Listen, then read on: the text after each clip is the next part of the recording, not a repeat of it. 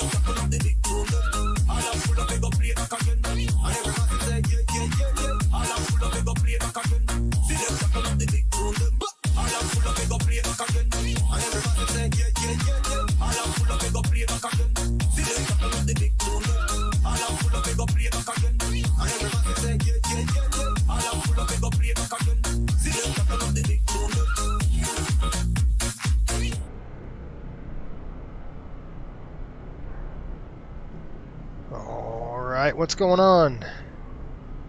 Happy afternoon.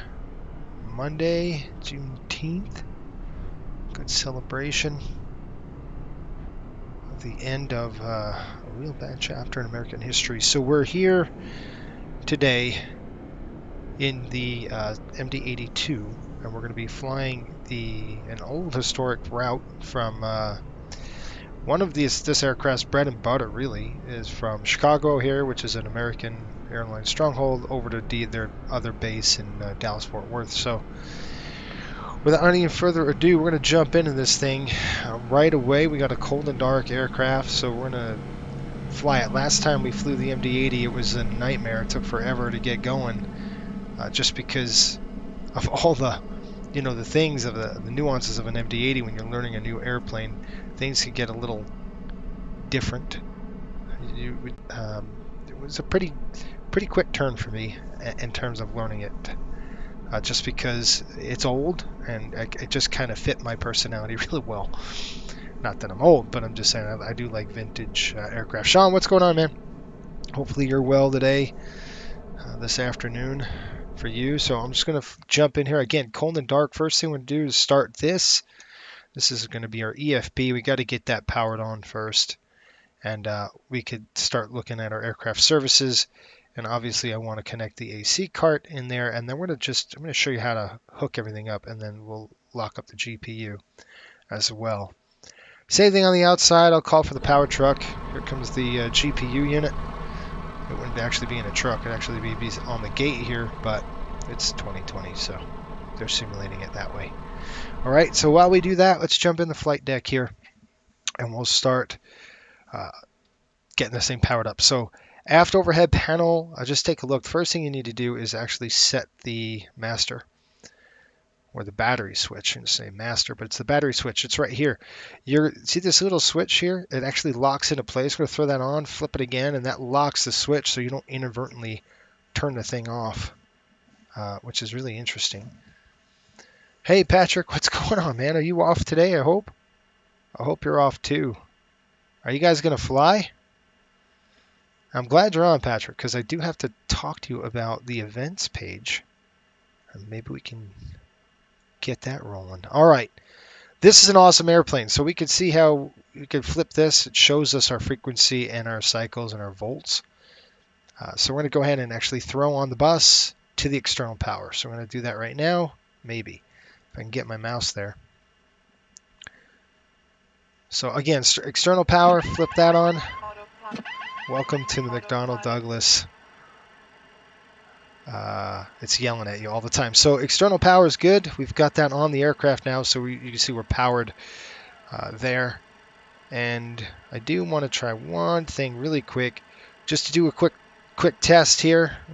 There's the flight deck. I'll come up just a little bit and just over here. So I want to make sure we're good on this panel. That's good. This is your oxygen. You want to make sure your loops totally like a 1960s design. I love it. There wouldn't be anything like this in an Airbus, that's for sure. Make sure these loops are good. They should be on both. And we're going to go ahead and test the This is the cargo suppression system, and that's basically it for that test. I'm going to go through the entire panel and do our entire test. Normal, these are capped, those are good, that's on there. This is our electrical panel here. It's funny that my first impressions of the McDonnell Douglas MD-80 was, man, that the engineers just kind of threw everything where they found space. Oh, let's put a switch here. We're going to go ahead and galley power on. That's kind of what happens. This is our APU panel. We leave that off. EMER power, we're going to just check that. That light should go on. We'll throw that off. And we'll do all these tests here in a minute, but not about right now. I'm going to go ahead and throw the EMER pumps, the emergency lights armed. I'll throw the seatbelt sign on. This is our pitot heat. We're going to go to the captain's side. And a couple of things we're going to do is actually check the pumps on the fuel. So you can see how your annunciator panels, you want to check all your fuel pumps, make sure all those fuel pumps go off. Then we're going to drop down here. We're going to throw the crossfeed valve, which is right here, to open. And when we do that, we're going to take a pan again on the overhead panel and see, okay, you can see that there's no fuel issues. So go ahead and turn off the fuel pumps right now. And they have a lot of fuel pumps in the MD-80. We're actually going to throw the right switch forward pump to the on position. And I'm going to go ahead and turn off that crossfeed now. And if I can get there, just have to pan up a little bit because it's kind of hiding. So if you didn't know where that switch was, or that lever I should say, it's right here. There we go. And that's your crossfeed for your fuel. Very interesting. Again. All right, there we go. I'm so used to flying the 7.3, so when you get back in the MD-80, it's different. We're going to have just turn that on, throw the standby switch. Again, standby says on, back to primary, and then we're going to check our rate. That's our flow. That's good. And then our landing altitude up at Dallas, I'll guess with you, I'll think it's like 300 maybe, and I don't know on the pressure. So we're going to just wait on that as we get a little closer. Today's date. This is going to be for the flight recorder, which is, again, very antiquated how they did this. But today is the 20th, so we're just going to go 20. Month would be 06. And then flight number would be 23. This is an actual, I've got this flight from an old timetable I have. Was able to download, and then leg 1, and then everything is good. All right, let's check the ground proximity. Light slow. Good. Wind shear test. Good. ACARS is off. That's off. Coming down here, anti-skids. We're going to do a test on the anti-skids. We're going to flip it to test. Watch your annunciator panel. And then you're going to flip it back off, or the arm position. We're going to test our stall. Come down. You should see stall light. Master caution on. And we'll check number 2. Same thing. Good. Flip it back. Good. Max speed. That's an overspeed warning. Yaw dampers on. Coming down here. Supply is going to be off because we got external air. So this is your bleeds essentially. So that's off right now. That's good. That's good. Coming down the panel. It's pretty quick. You can see this is pretty quick. You're going to throw this to auto. Ram air should be off. Let's check our annunciator lights. That's good to go. And our doors open. All right, back to the... I'm off. Loading at ORD soon. Sweet. And this ORD scenery, I did the fly... What is it? FS Dream Team. This is I actually bought this, but Asobo did one themselves. They have one, and that's where we're going. I've never been in Dallas Fort Worth. I don't think I've ever flown in Dallas Fort Worth. This is our first time flying in a Dallas, so that's going to be fun for us, right? All right, let's take a look at the weight and balance, and I've imported this to my to this, but I wanted to show you the import the OFP. You could do this with a SimBrief import, which is pretty cool. So we're going to go kilo. Where are we going? ORD, Chicago. And then we're going to go kilo Dallas Fort Worth. I forgot where I was going for a minute. Not DFQ, DFW. I will confirm that. The aft cargo, that should be 0, so we're just going to 0 that out. And that, look at we're really forward CG. Our zero fuel weight is very forward. We have a lot of, all these bags are in the forward cargo bin, if you will. We had 148 passengers, 3,300 bags or pounds of bags today. Take a look at our fuel load. That looks pretty darn high to me. This is an MD-80, which is a low bypass engine. Looks like fuel right now is estimating at 25,200 pounds for this flight. So that's quite a lot of gas. But yeah, so that should be good with all that. I'm going to click into this and we're going to go to services. We're going to start the boarding process right now. All these doors are going to open. And then we're going to go to our ground. And you could click this. And what it's going to do is going to start fueling your aircraft, which is really nice. See how it's starting to pump all that fuel in there, which is great. We're going to need to do that. All right. Let's go ahead and program the FMC now. The CDU, MICU, whatever you want to call it. We're going to go position initial. We are in Kilo ORD. And folks, I'm going to go ahead and actually, if you want to go on the chat and Discord, I'm going to actually tune in to the voice and in the Discord channel we can have a chat maybe. It's a little different format than our Flying the Line series, so we can, it's a little relax a little bit. Okay, the route of flight is going to be from ORD, so I'm just going to put that in the scratch pad, to Kilo DFW. DFW. And throw in the co-route there. Okay, you can see we've got runways, all that good stuff. So let's go ahead and check that out by going to the arrivals, departures, departure page. Let's take a look. I love how we have no SIDS on this. That's probably ORD's different. Let's see what they've got. You know, there could be an airport with no SIDS, but ORD 7, it is correct. It's just a regular takeoff, and they'll vector you to the first waypoint in Chicago, which is, I believe, to the south we're flying to, which is the Aceto. And the runway of choice right now, they're saying ILS 28 center, visual approach runway 27 center, 27 right, hold landing, lassos are in effect. Let's see here. So, let's figure out where we are in the airport. This is a big airport, folks. This is no joke. We're closest to 28 right, so if we could take that, we're going to get it. They said vector 28 center. So 28 right is going to be the runway of choice for us. Okay, so 28 right, we're going to take. I'm going to plan on that anyway. 28 left, 28 right. Let's just drop that in there.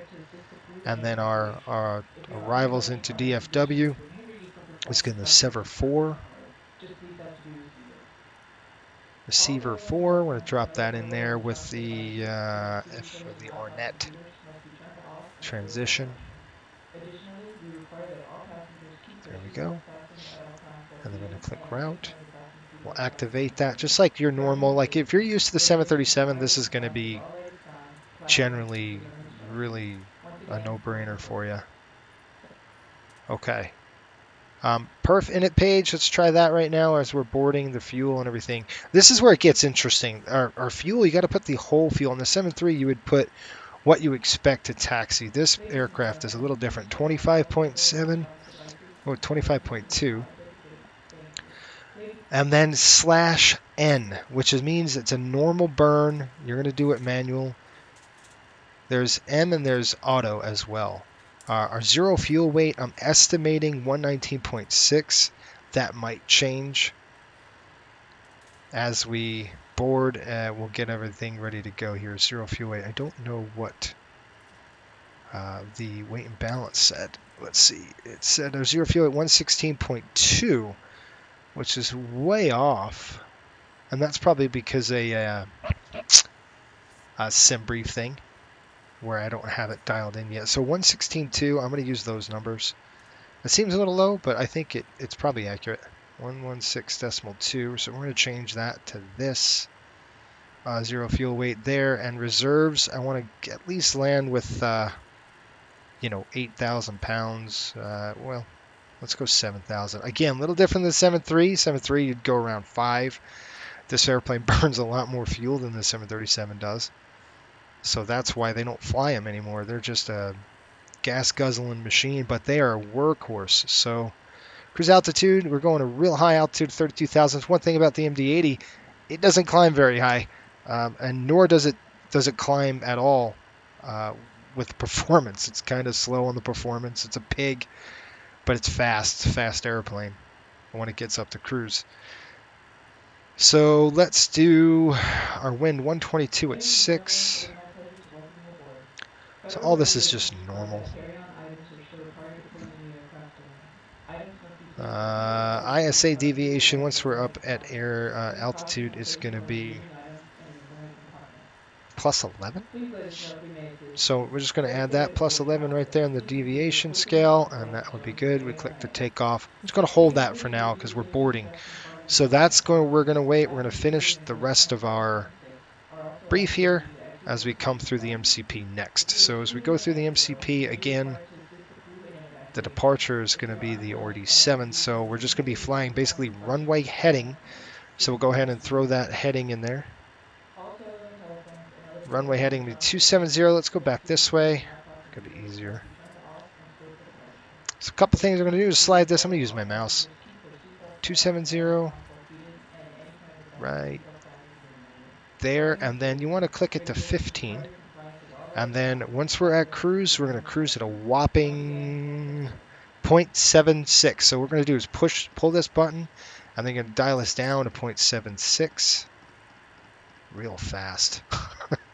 Which I was saying, it's a fast airplane. And then leave the rest off. Flight deck director coming on this side as well as this side. Autopilot will be on my side. Okay. Good to go. Coming across here. That's basically it for this. We're going to go ahead and climb to an altitude, it looks like of 5,000 feet. So I'll go ahead and set that. Now this is a very interesting thing. If this button's a 3 button, so if I dial this and I wanted 5,500, if I pushed, let's see. There's a way to do this. So there's one. I wonder. There's got to be a way that you could slide that in. No. Anyway, it's a 3 position switch. Pulling activates the arm. We're going to go to 5,000, yank it. But if I pushed it in, it's just not simulating it. I don't know why. I got to mess with that. Anyway, you'll be able. There's 3 positions. It's pull, center, and then really pull out. And then each one of those will give you a different dial. Maybe it's because of the altitude button. That's what it is. This is one altitude button. So it's an actual change in the settings, or you could change in the settings where it says, let's see, where's that setting I had? Right. Show, no. Anyway. There's a setting somewhere where it says single knob altimeter, something like that. I don't know. Anyway, we're at 5,000 right now, and then I'm going to go ahead and put the position lights to the position, and we're going to come back.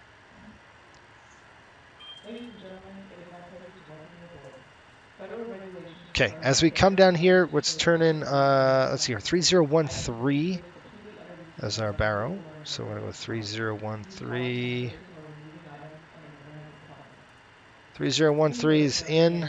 Again, we don't know anything yet. We're still boarding. We're going to pull this out twice. 1, 2. That's going to be erected and locked in. All right, let's go do our fire test. So what we're going to do is pull this switch in, and you push the switch in. There you go. You should see master caution fire. Silence the bell. Pull that. and that comes back out. All right, so there's your fire. Let's go down into this range. Sorry, there we go. I'm going to try to disconnect this and show you. Okay, so as we're in here, we're going to go ahead and test our ND now. We're going to push this test button and hold it.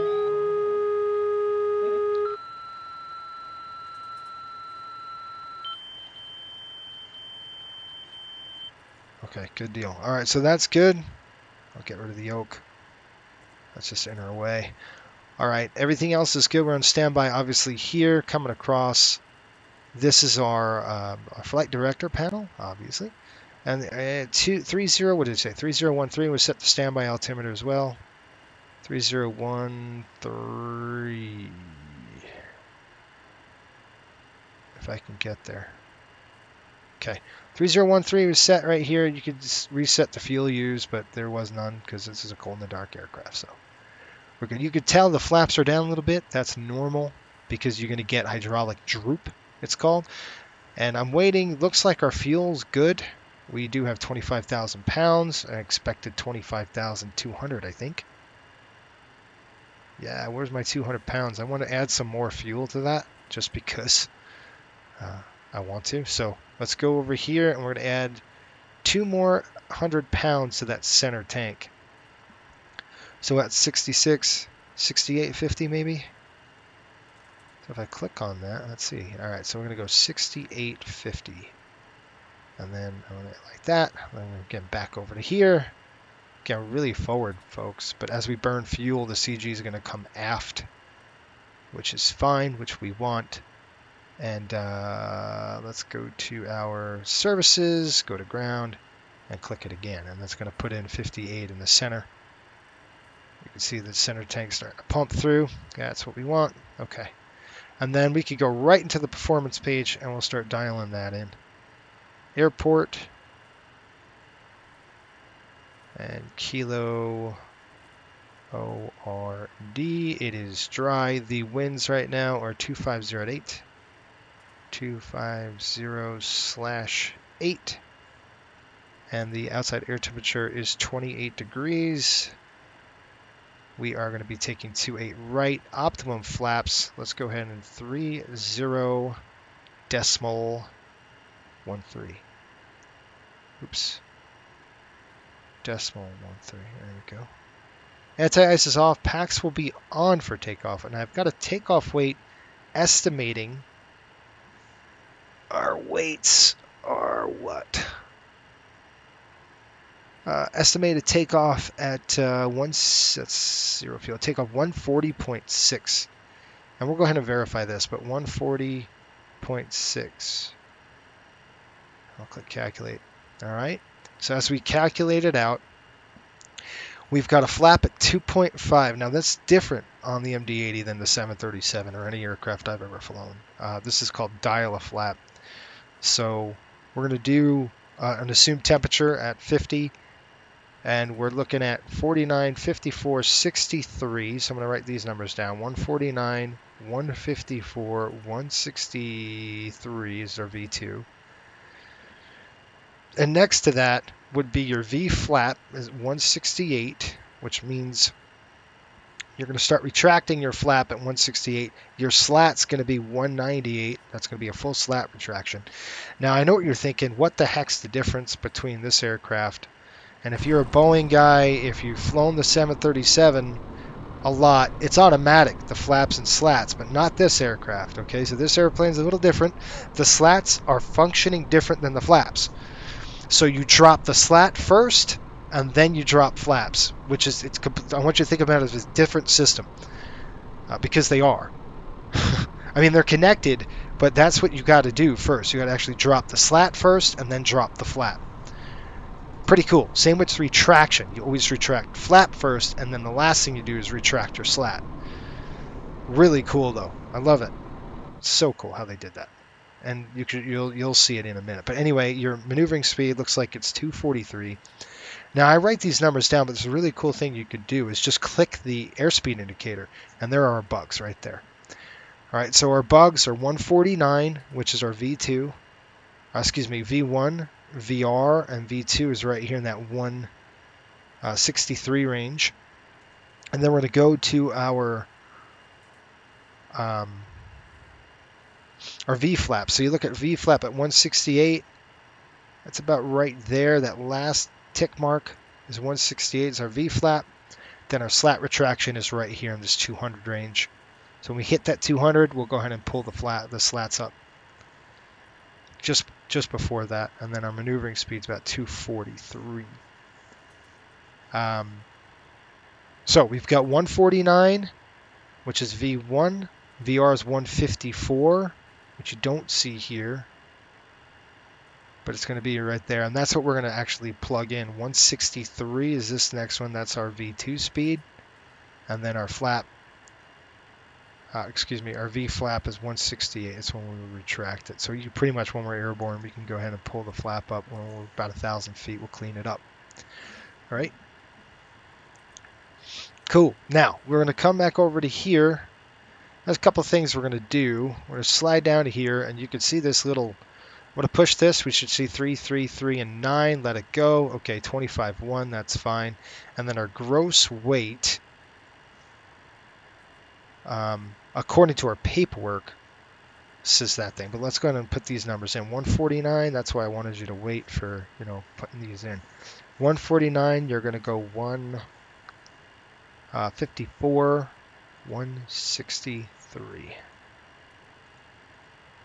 163.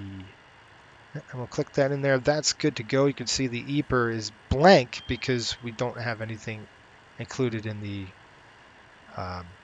cell temp, this assumed temperature we're going to do. So we're going to drop over to this panel here and actually dial in our gross weight, or zero fuel. Always put your zero fuel weight in here first, which is going to be 116.3, I think. Come on. This is a nice calculator that gives us our gross weight. So we're going to go 113, 14, 15. Here comes 16. 116.3. Let it go. Our gross weight's 141.4. That's kind of what we figured as well. Over here in assumed temp, take a look at the TAS. You should see 130 and then apply whatever the temperature is outside. So this is going to change now. When I start doing this and start messing with this right here, this panel, we're going to go takeoff flex, and you can see we're going to dial in 50. 50 is going to give us our flex temp, and it's going to also drive the EPRs to where we need them. So that's what that does. And you can click test on that. You can see how your EPRs come back and everything is good to go. Again, takeoff flex, 50, and there we go. Cool beans, right? Coming across here, this looks good. We could test our brakes. This is just a brake heat. And we'll keep the hydraulic pumps off for now. The ART switch, we're going to go ahead and throw this to the off position. And the reason why it does that is because the ART is the rejected, it's the auto rejected thrust or something like that. The let's see. ART switch has to do with rejected takeoff or something like that.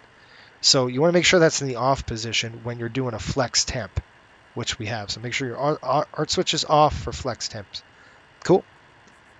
Come down here. One little neat feature for this is you can just click on this panel. The weather obviously doesn't work, but if you click down here, I don't know if you can get there. If I click down here, you can see nothing. You see our card pulls up. This is called a speed card. And our takeoff weight's going to put us close to 144. You would have an actual called a speed card when you fly this airplane. All right, I'm good with all that. Coming back here, flat slaps are up. That's good. Now, here comes dial a flap. I got to write all this down. You see the flap 2.5 on the flap. Let's go ahead and get our CG. So we're going to click over here. We'll click our weight and balance. Let's take a look at the CG. We've got a zero fuel weight of 116.2, takeoff weight of 140, landing weight of 126. Come down here, this takeoff CG, we're at 9.8. Write that number down because you're going to need it when you do this dial a flap stuff. Come over back to the panel. All right, now our CG is 9.8, so you're going to dial that in here. Sorry. Oops. It's 9.8. This is nothing but a calculator. That's all this is. About right there. Okay. Flap, you got to put your flap in. Your flap's going to be 2.5 on your takeoff. So you're going to just drop it all the way down. 2.5 for takeoff flap. Again, a calculator. This thing right here sets your long trim. This green switch, I'm going to slide this down. You're going to hear an alert. This is your big stabilizer trim in the back of the aircraft. You want to check rotation and movement. That's good. Back down again. Right there, let it go. Okay, maybe a little bit up. All right, that's good. Nose down. This is our alt long. This is for alternate long trim. If we had a problem with this trim, we can use this as well. All right. Okay, good. Everything else is good. That's up. Dial of flaps coming down here. This is going to be for takeoff. So we're going to go ahead and, again, drop in our flap of 2.5 and stop. That's it. That's all you do. Takeoff flaps are set. And then let's go up to 2200 because we are on the VATSIM network today. We got Memphis Center and looks like... Hey, Pops, what's going on? Christian, how are you? I hope you're having a great Monday. I'm having a great Monday. I hope you are too. Okay, I'm going to actually plug in 122.8 on this. 122.8. I do love flying this airplane, folks. I got to tell you, it's one of those things that just, once you learn it, it is really, it's still a handful. Don't get me wrong. You're still all over the place, but it's so fun. All right, these right here are pretty cool. These are two pneumatic crossfeed valves. These are like your basically your pneumatic crossfeed, which is interesting. It's your bleeds are on now. It would be basically your ISO switch for your isolation valve on the 737. Think of that right there for the MD-82 levers that go up. Again, standard, and I think this is from like the DC-8. Or even the DC-2 or DC-3. This is how long this thing was here. Pretty cool. We're going to go ahead and arm. I'm going to drop this. We're going to take our takeoff to. This is our speed brake. This is our auto brake. We're going to put it on auto and we're going to arm it. Good. And then we can throw that valve to get it out of our way. And that's it, folks. That's it. It's all she wrote. Let's go ahead and do our checklist and we're going to get the heck out of Dodge here. Chicago, I'm going to plug in 128.250. Just going to throw that in here. 108.250. That is Chicago. And if I plug this in a VOR1, you could see your DMEs right there. And obviously no flags right now. But we're there. Let's run the checklist. The checklists are really interesting in this aircraft because there's a lot. Okay, there's a lot to do. There's a lot going on. There's just a ton. So, pre-flight checklist, I'm not going to go through it all, but I will have to go through a little bit. Interior, exterior, it's checked. Circuit breakers are checked. Oxygen masks, I forgot to do that. Let's go ahead and check the oxygen masks really quick. Over to here, down here, you're going to throw the flow on. Check your flow. That looks good. And everything else is set on that. Okay. Electrical panel is set. Battery switch is on and locked. Ignition as required. It's off. Fuel tank, pumps, cross feeds. We've checked that already. Passenger signs are on. Ice protection is set. Cargo fire warning checked. Air conditioning panel is set. Right now we're on the external air, so we don't need anything. The doors are buttoned up. We're ready to go here, folks. So we're going to run through our checks and let's get the heck out of here. All right, pressurization panel. It's on auto. Annunciator panel, digital lights, we checked it. Windows are closed. Park brake is set. Mode control panel is set. Altimeters are set. Flight and nav instruments checked. Fire warning checked. Engine instruments checked. Brake temps checked. Radar doesn't work. Takeoff warning. Throttles. Let's do that right now.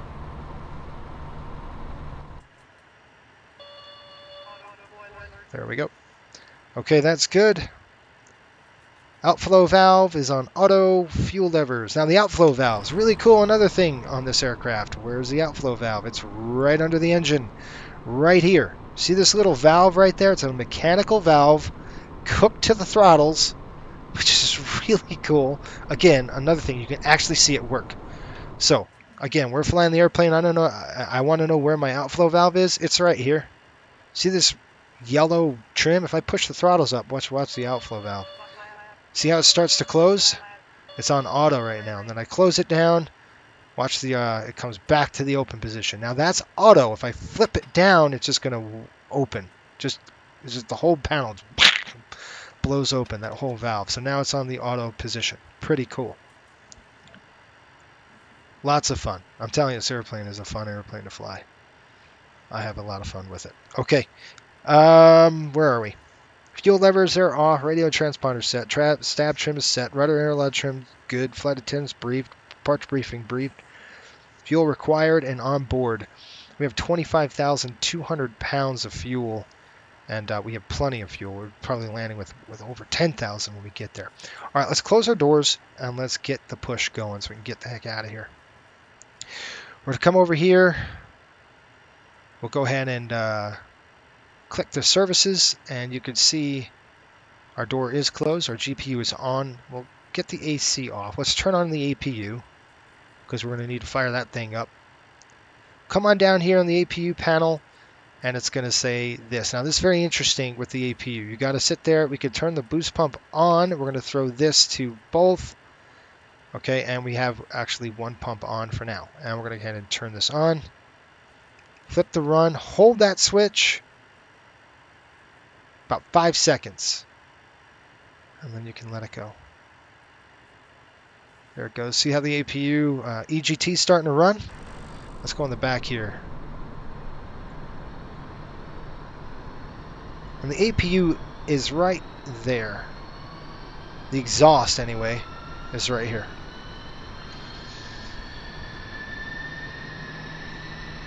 See if I can give you a better look at it here. Sometimes a different camera angle helps. There you go. You can see the heat coming off the engine. Well, off the exhaust. There it goes. Okay, we got a good light on the APU. Maybe. Let's get in here and let's take a look. Now, you can see what's happening. If I flip this down to the APU, you can see our volts and our frequencies look good. DC, AC, and our freaks. So we're going to come down over here and actually light them up.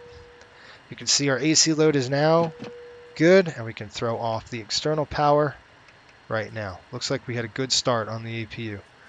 Okay. Now, what we could do is we can use the APU as air conditioning, but we're going to be pushing back. So you could throw the AC on, okay, on the air conditioning.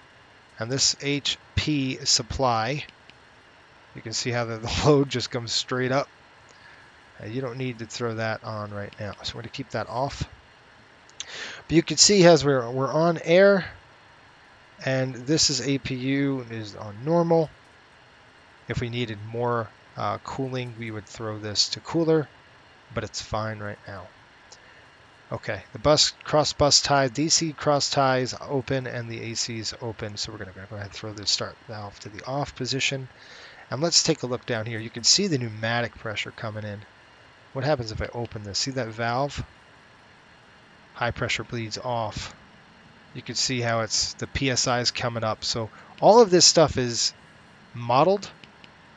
We're gonna have to turn these off, by the way. These are our bleeds. We'll have to turn those off when we push. Okay. We're going to turn on our fuel pumps, all of them. Forward tanks, center tanks, all of those are on. Okay. And we're ready for a push now. So we're going to call for push.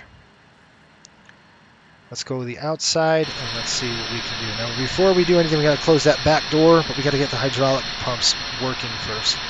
And I'll show you the wing view so you know I'm not crazy. See that wing? The flaps are actually drooped down a little bit. That's because of the hydraulic leak. You're going to get pressure leaks.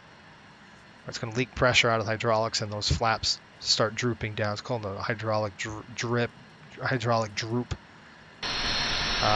Again, normal for this type of airplane. 727s are notorious for it as well.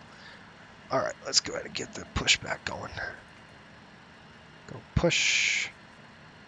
Manual push. Contact to ground. This is ground. Stand by. I'm going to come through here and we'll turn on a couple things. Anti-collision light is coming on. This should remove our brakes. All right.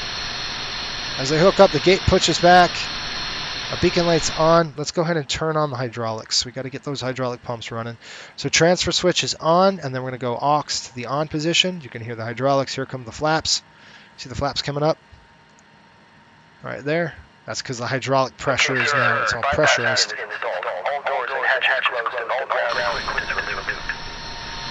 We got to get that back door.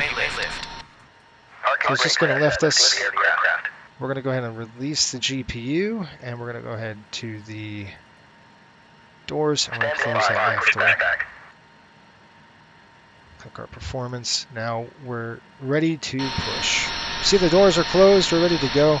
Checklist: doors closed, fuel tank pumps are on, flight deck door is closed, transponder is on, parking brake is off, and a collision light is on.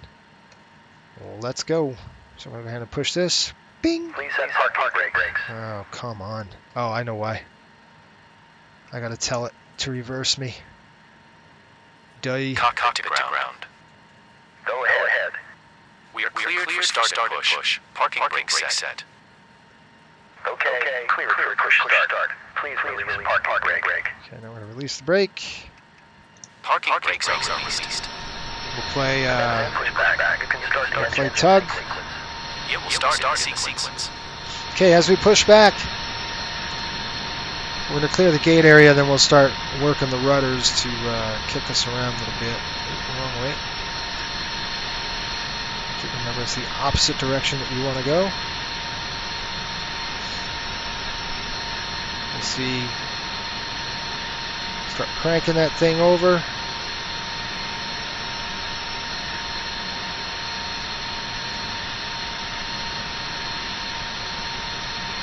It's just a fun airplane, folks.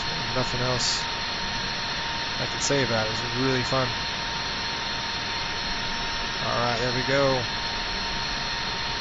Straighten that tug out. We're going to go ahead and stop the push. Okay, push back completed. Please set parking brake. I'll set the brake. And we'll start the engines. Brake set. Parking brakes set. Alright, starting the engine. Parking brake set. You want to make sure you're on system B and your pump. You could throw that starter on. You don't really need it. I'm going to go ahead and Okay, sir. Clear. we're going to turn off these. Again, we need more pressure in Holding position waiting for the visual. Thank you and goodbye. Alright, see the pressure's down. You should have a start valve open light. And here we go. And I'm looking at the rotation on the N2 gauge, which is this. You want to get about 23-ish, but 20 is going to be the minimum. Get it up to 23, that's good. We're going to go ahead and fire the engine. Alright, there's number 2. Let's see.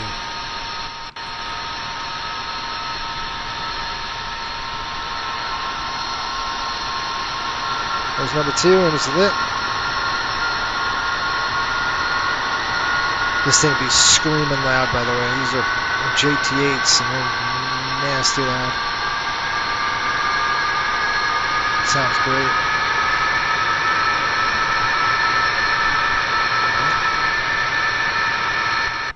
Jumping back in the flight deck, we've got a good start on number 2. Go ahead and throw the switch off position now.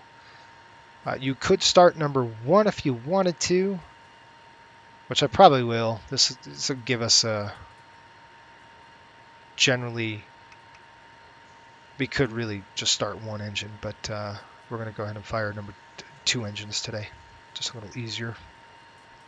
One less thing to do. And we'll stay inside for this one as they fire up. Alright, we got a long taxi, folks. Not too long, but enough. Okay, we're going to go ahead and light it up. Watch your indications. Boom, there's your light off. EGT's on the rise. N2's on the rise. Your N1 is on the rise. Your EBR's coming up as well. Okay, good start. Oh, she's on the switch now. She's on the bus. It's going to throw that off. you actually have to turn these off. You have to turn the starter off. They actually start faster than the 737 does, that's for sure. Okay, those are on. You're going to come down here, actually turn off the EPU now because you don't need it. So we're going to go ahead and throw the EPU to the off position, and we're going to open our supply lines, which is now going to provide oxygen. Well, not oxygen. It's going to provide. Oops. It's going to provide. I don't want that. All right, that's on auto. So you can't do that, or else it would go right to there. So you think I learned. There we go. All right, that's on auto. So you come down here. The PA is announcing right now. Take a look at your pressure. Pressures are good. That's on auto. That's good. Let's go and close our door. And we're going to throw the anti-ice on for the windshield. And we're ready to go, folks. Okay. Park brake off. Flaps coming. Now this is the interesting thing. Come over here. We're going to light the speed brake in the arm position. There's your slats only. You can see your slats coming down. I don't know if you could see that really good here. Let me go outside and I'll show you. That's the EPU coming. You can see those slats coming down, right? So there's your slat droop a little bit, but it's not all the way down because the flap's not set. So we're going to go ahead and set the flap now to 2.5 degrees. Okay, and we'll take a look. Oh, here, traffic, coming out of the ramp, taxi runway 22 left, via Victor. Oh, here. 2 left, geez, where is he? 2 left. Which one? Which one are you going? Oh, you're going to go 2 left. All right, so take a look at your flap. You see how the flap is, it should be 2.5. I dropped it too much. I'll show you the flap right here.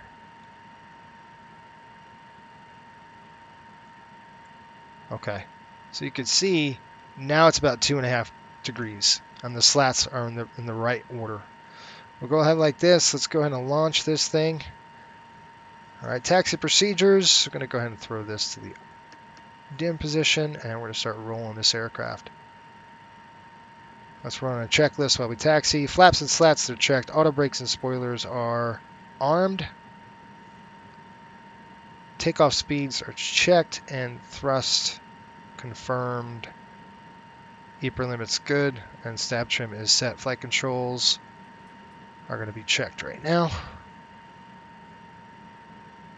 One thing that you learn about this aircraft, it's super quiet in the flight deck. It is extremely quiet because all of your major instruments, your engines are way behind you. Whoa, kamikaze car. Okay, Bravo, we're coming out too. I'm following that A320. That's what I'm following. All right, the hard part is navigating this airport, ORD. Chicago ORD traffic, American 2317, taxi runway 28, right? Chicago. Radio check. Can you hear me? Maybe not. Maybe they haven't heard me. And I gotta go to mode C, by the way. Yeah. Hold on. We have anytime I have to upgrade the whatchamacallits. The come on, dude. Let's see if that worked.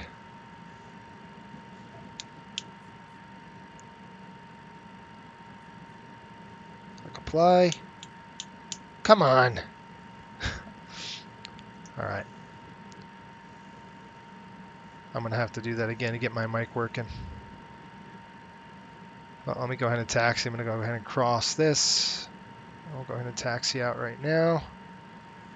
Turn this way. We're gonna go down Bravo. Alpha 17. We'll continue on Alpha 17 now to the runway. We're going to go Lima Lima. We're going to go down this Lima Lima. We're going to turn over again here. I'm trying to get this mic working.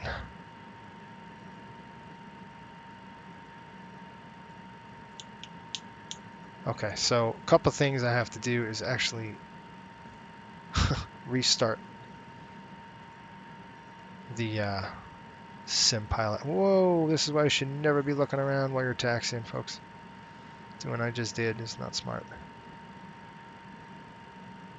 Where'd he go?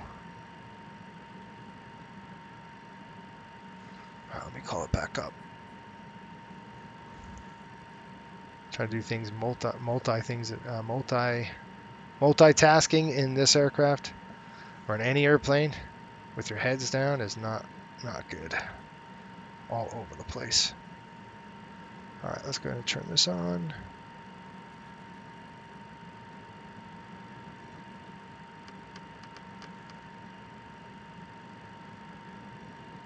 Okay. I know a lot of you said, well, you should have just stopped. Well, you're right. I probably should have. Okay, that works now. Where am I? O'Hare traffic 656, departing runway 22 left, departure to the southwest. O'Hare. That's smart. That's a good way to depart. Can you hear me, Patrick? 5 by 5. All right, I'm right behind you.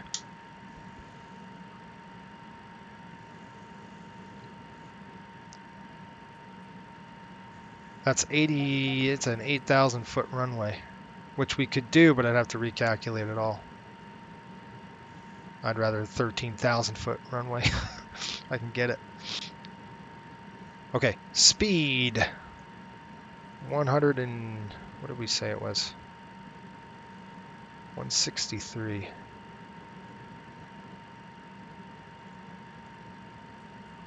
Brakes. Okay, we're gonna go 163 on our speed. O'Hare traffic, American 2317, taking runway 28 right, O'Hare. 163. I don't know why that model, I've got to do something with this model matching, but it's no good. All right. Lights coming on, full up, full bright. I'm gonna stop right here on this runway for a minute. Square away this aircraft really quick. We'll run a checklist and we'll get the heck out of here. Both anti-collision lights on. Okay, our lights are good. Let's run the checks. Okay, we've got all that done. That's done. Before takeoff, runway position is set. Flats and slats are checked. Takeoff briefing is complete. Takeoff warning complete. APU is off. Brake temps set. Transponders good. Enunciated panel warning lights good. We are out of here, folks. Let's go ahead and bring up the EPR, and we're going to go ahead and auto throttle to the on position. Now we haven't engaged it yet. We're just bringing up the throttles here. That's going to be a turn to the left as we depart. Okay, 1.2. Bring those EPRs up. I'm looking at the engine pressure ratio in the beginning here. 1.4. Now we're going to go toga, and here comes the throttles. Toga is set. Okay. And this airplane struggles. I'm telling you, it's like a clamp. And here we go.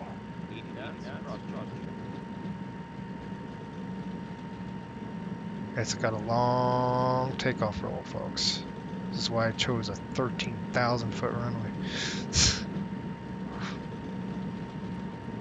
120 knots. 140. Okay. SV1. SVR.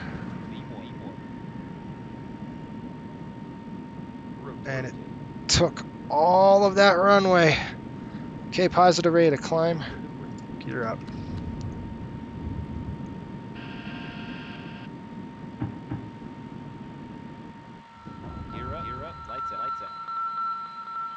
Okay, I was just flying the bars. You can see the flight director here. And we're spewing a lot of fuel. Okay, I'm going to start my turn right now. So we're through 1,000 feet. Let's go ahead and start. Go flaps up. Flap 0. Okay, now your flaps are 0, but not your slats. Now you have slats still going. Turn to the normal. Right there. I don't want to go any higher than that. Now I'm going to go speed up.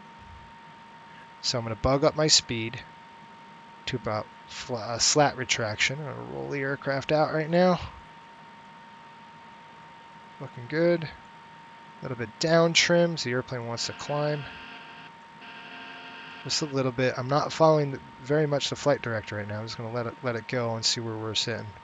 Okay, I do want to speed up a little bit, so I'm going to push the nose down just a little bit here, and then trim it. Let's see what she wants to do. Okay. Good on the speed. Go ahead and change this to climb. That's going to bring back our throttle just a little bit as we settle down. There we go. Climb thrust is set. So we've got climb thrust set. We're still climbing. I'll show you on the outside of this thing. Spewing that black smoke coming out of the aircraft.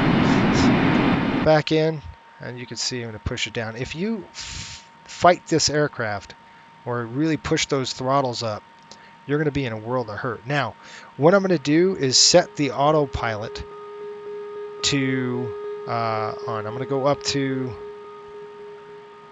17. We're going to go all the way climb up. Now we're going to good climb, but we're still a little too slow. So I'm going to push the nose over to about 10 degrees, let the aircraft accelerate, and we'll see how we do here.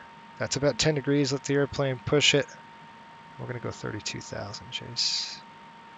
Reset that, and then what we're going to do is set our autopilot on right now.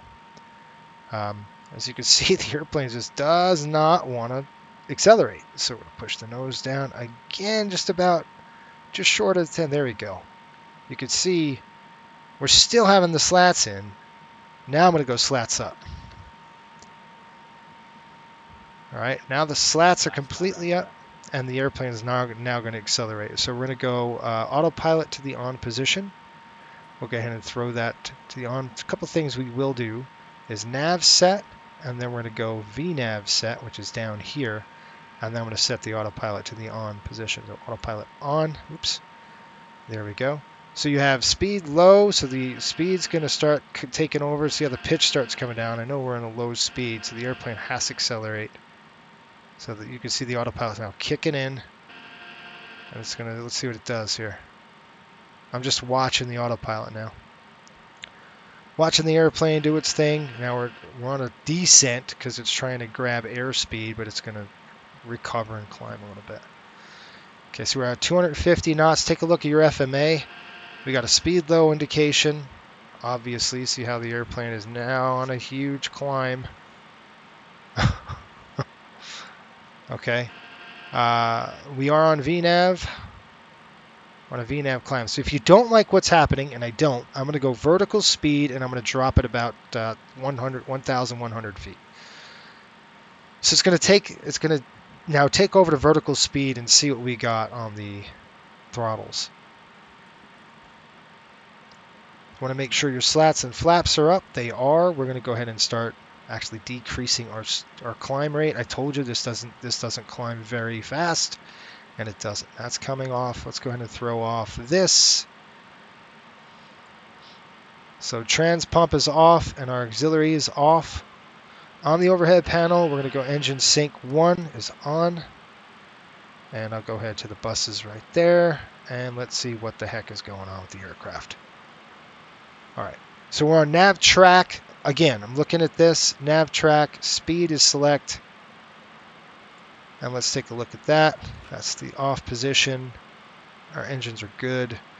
If you decided you wanted to firewall the engines, and by all means you would do so in an emergency, be careful because these things will shut off. They will flame out and have a compressor stall. They're very notorious for that. And I forgot one thing. I forgot to close my valves. And I'll throw that to the off position. Okay, there we go. So now we're on a good climb. Let's go to VNAV climb again. Let's try it again. Select VNAV. The airplane should take over. There we go. Good.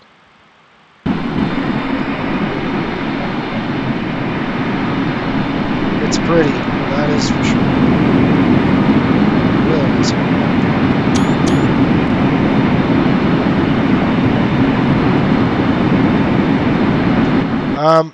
Does it have circuit breakers? It does, but it's not simulated, unfortunately.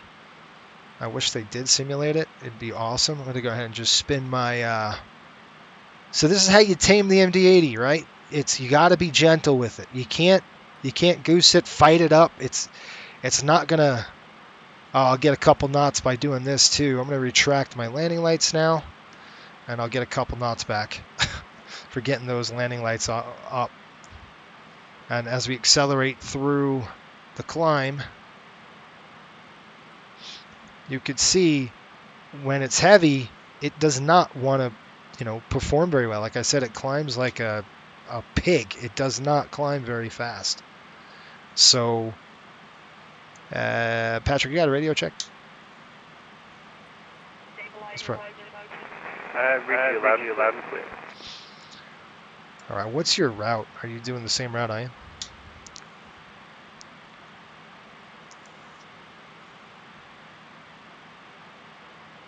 Like he knows what I'm doing. All right, APU is off. Ignition. Let's go ahead and throw the ignition.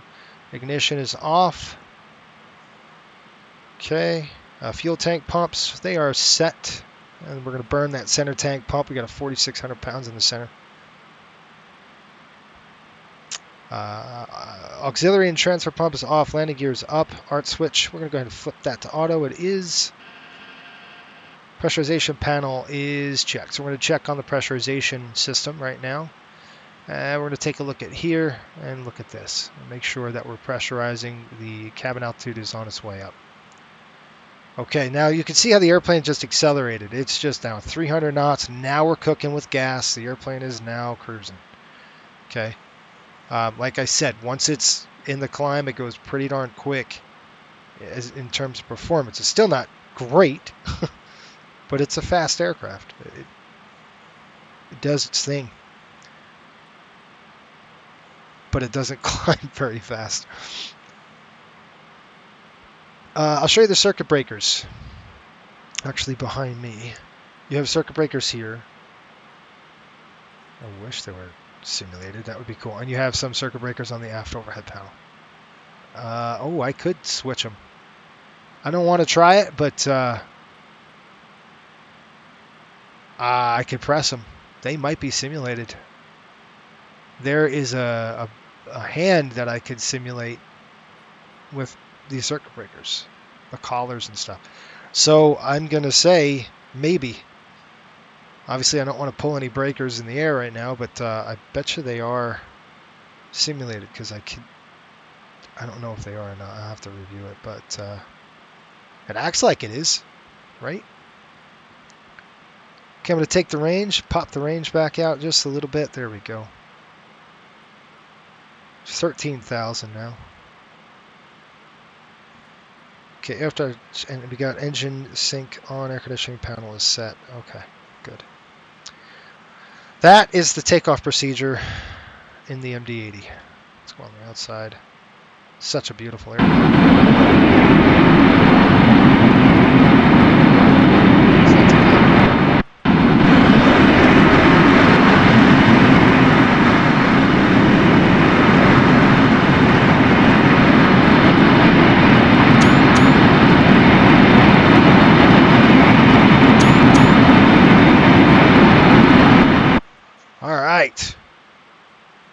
With you down to St. Louis and our route is a little different.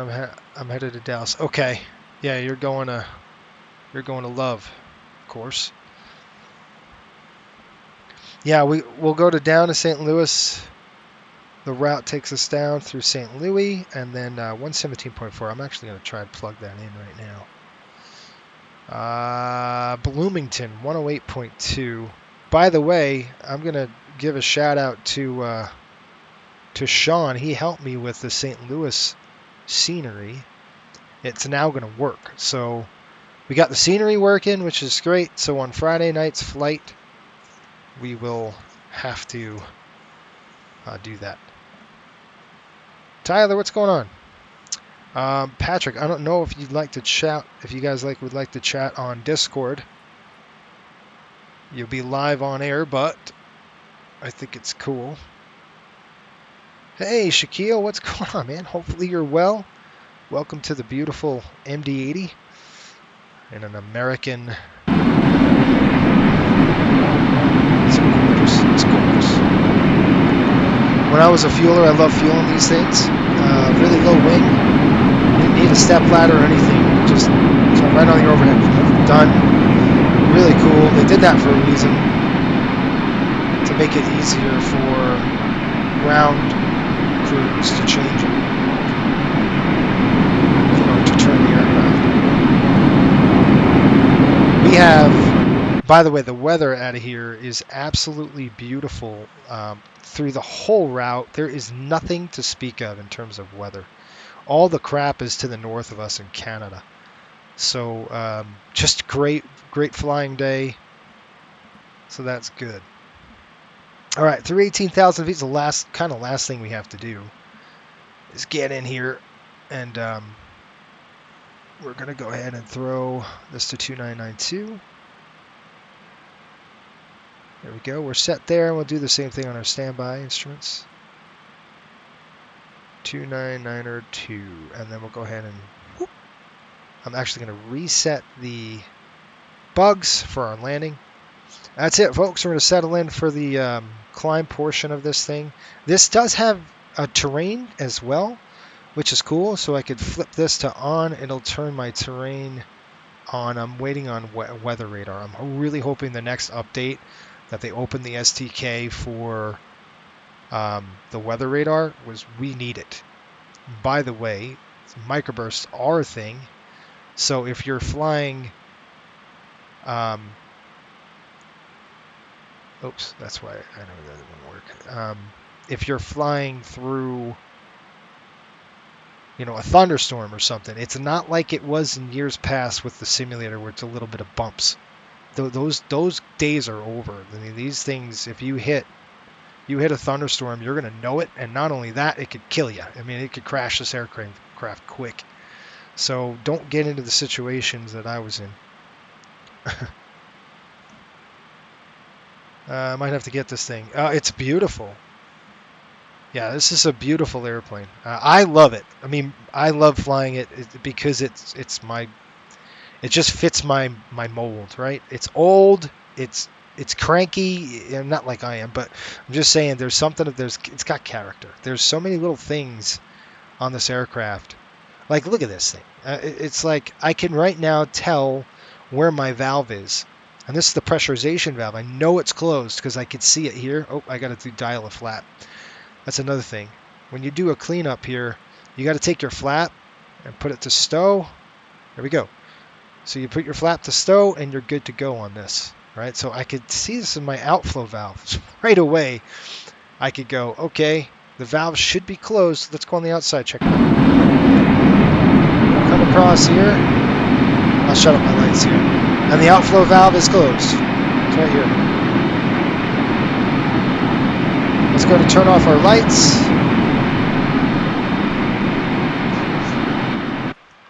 It's well worth the money for me. I do love it. It's such a fun airplane to fly. Unfortunately, nobody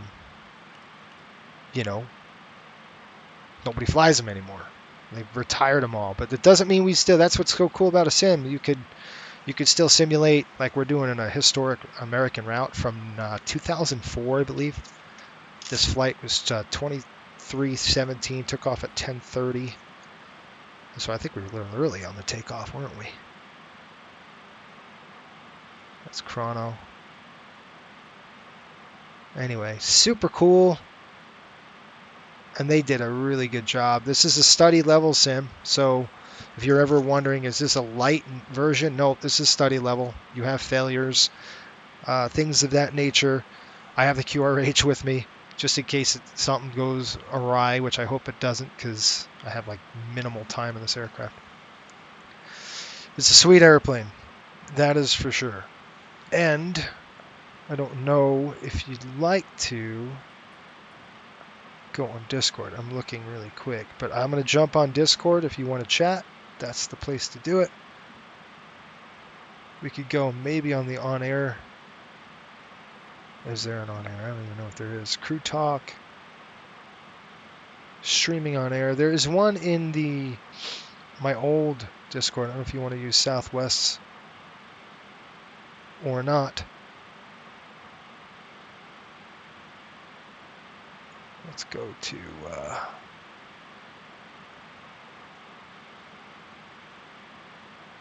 I could put that in the chat, I guess.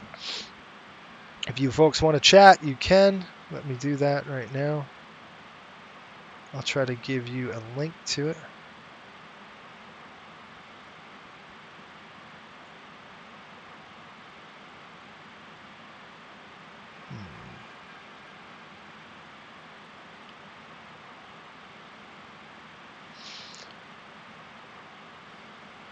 I've only been on the MD-80 once. I think it's such a cool plane. It is a sweet, sweet airplane so far. I mean, I like it. It's really cool. All right, how am I going to do this? Over here. Okay. I'm throwing this in the chat. I don't know if those folks are on Discord. See if that works. It might. It might not. If that works, that takes you right into the live chat. Currently watching from my phone, or else I would. Home for 2 days. Nice. I'm away from home for 2 days. I gotcha. It's all good. But Patrick, if you're still listening, the one thing, the events page, I got to give you a whole bunch of events for the Fridays. I'll just give you a schedule. Serge was asking about it earlier. He said, "Are you flying Friday?" I said, "Sure." We're going from a quick one from St. Louis to Des Moines. Well, it's not. It's like an hour and 10 minutes. So it's really a quick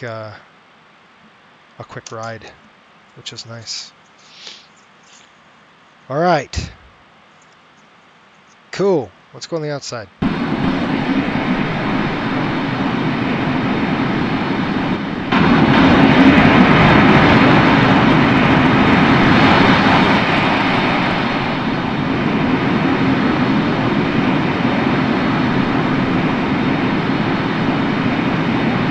Thing about the MD-80 is there's little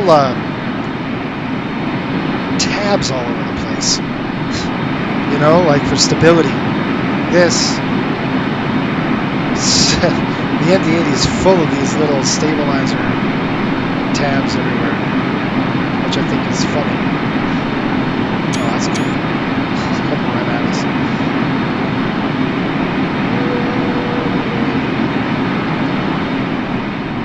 Radome.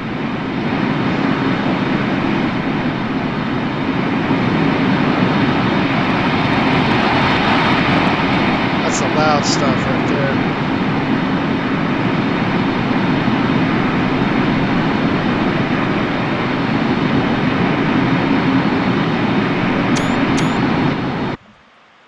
All right.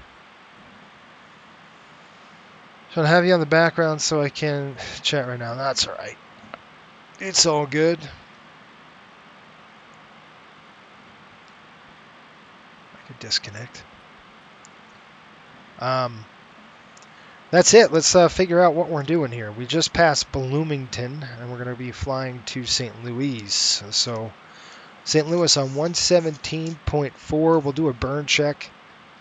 That's one thing that you're going to have to do on this aircraft often is burn checks. You got to see what your fuel burn looks like compared to what your flight plan says, because you do not, want to burn more or less. So let's see what you want to burn less is what I mean.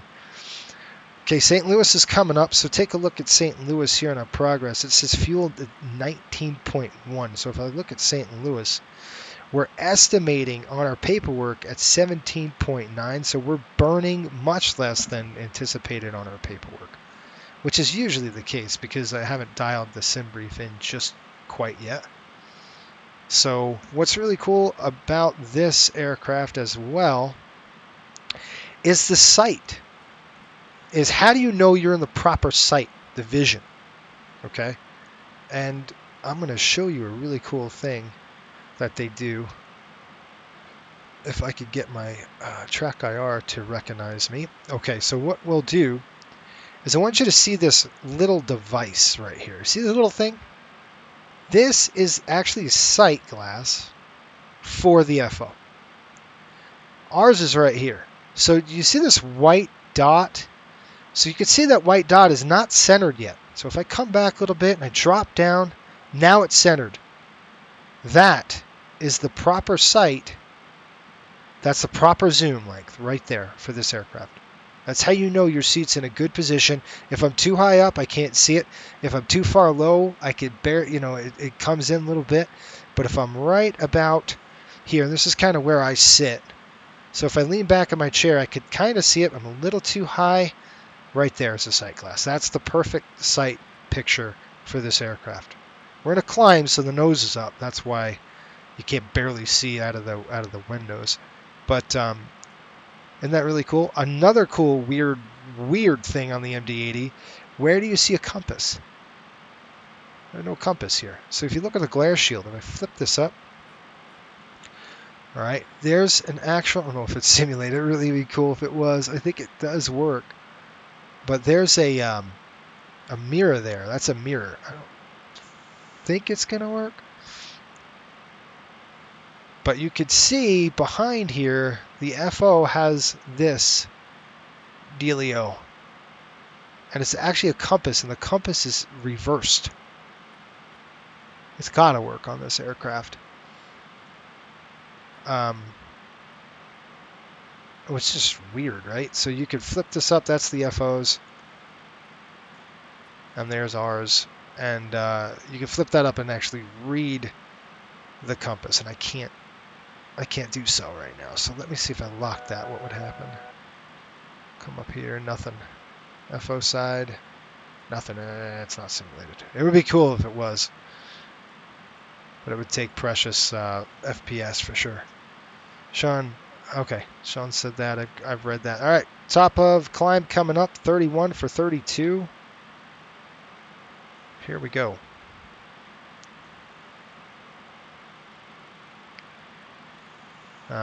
We've got St. Louis, approximately 87 nautical miles. We're pretty much on the south track. Once we hit St. Louis, we're going to go to Razorback and Fayetteville. And then from Razorback, we're going to start getting into our arrival. So there's 32,000. It's pretty stable up here. Like I said, the turbulence, it's just a beautiful flying day in the entire area. You can see how nice it is back here. The engines are like right there. And those are stators, so these don't move in the front. The new ones do, but behind this is all stators. They're stationary, but behind it there is, they're your fans. They're fun airplane. Maybe they will update the compass eventually. Yeah, that'd be cool. It'd be really cool. All right, I'm going to turn the seatbelt sign off now. That's it. So a little different than the 737, but super cool. These are basically your 73300s and 200s have these. These are your constant speed drive temps, so you want to see what your inlet and outlet your temperature is. If I push this button, you can see the rise. Let it go. Again, these are temperatures in degrees Celsius. This is oil, okay? Really cool. The electric looks great. I'll go check the right side. Okay, nothing, all stable there. Take a look at your bat volts. Good. Your amps. Good. Excellent. So that's it. You just sit here and monitor the aircraft, look at your pressurization.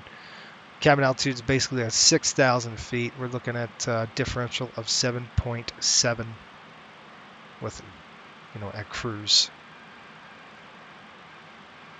And we're doing Open that Mach point. I don't know what the speed Mach is. I have to do the changeover. See this FMS override? I was reading about this in the manual. This FMS override is just like speed intervene in the 737. So if I wanted to hold a certain speed, I could do so with this panel. I just do speed override or FMS override, and then I could dial in my speed, and it'll be great.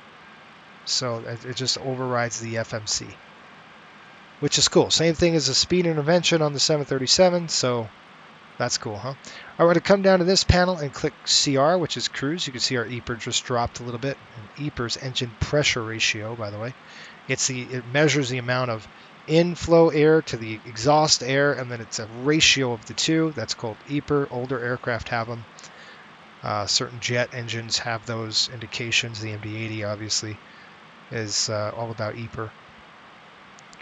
All right, take a look at the fuel flow, just to give you an idea of what we're looking at. The 737 probably burned about 2.1 on the fuel right now. So Patrick up at Air, he's flying with us. He's probably burning about 2.25. No, I would love that, Scott. If they had a six-pack, oh man, I'd be all over it. I would love a six-pack on this aircraft. They should do that. I would love Leonardo to do that. That'd be a lot of fun. That would be real. Now you're talking real authentic. But take a look at the fuel flow, right? We're at 3.04, and it's right here. I could just zoom in for you a little bit. So take a look at your fuel flow. This is our fuel flow use, 3.04. Patrick, what are you burning right now? I bet he's like 2.25 or under. We're right at it. So almost 1,000 pounds, about 500 to 600 pound difference between these engines, and that over a long flight, that's a lot of money, right? Maxwell, is the American Airline MD-80s retired in real life? Yes, they are. Unfortunately, they are retired. So COVID did them out.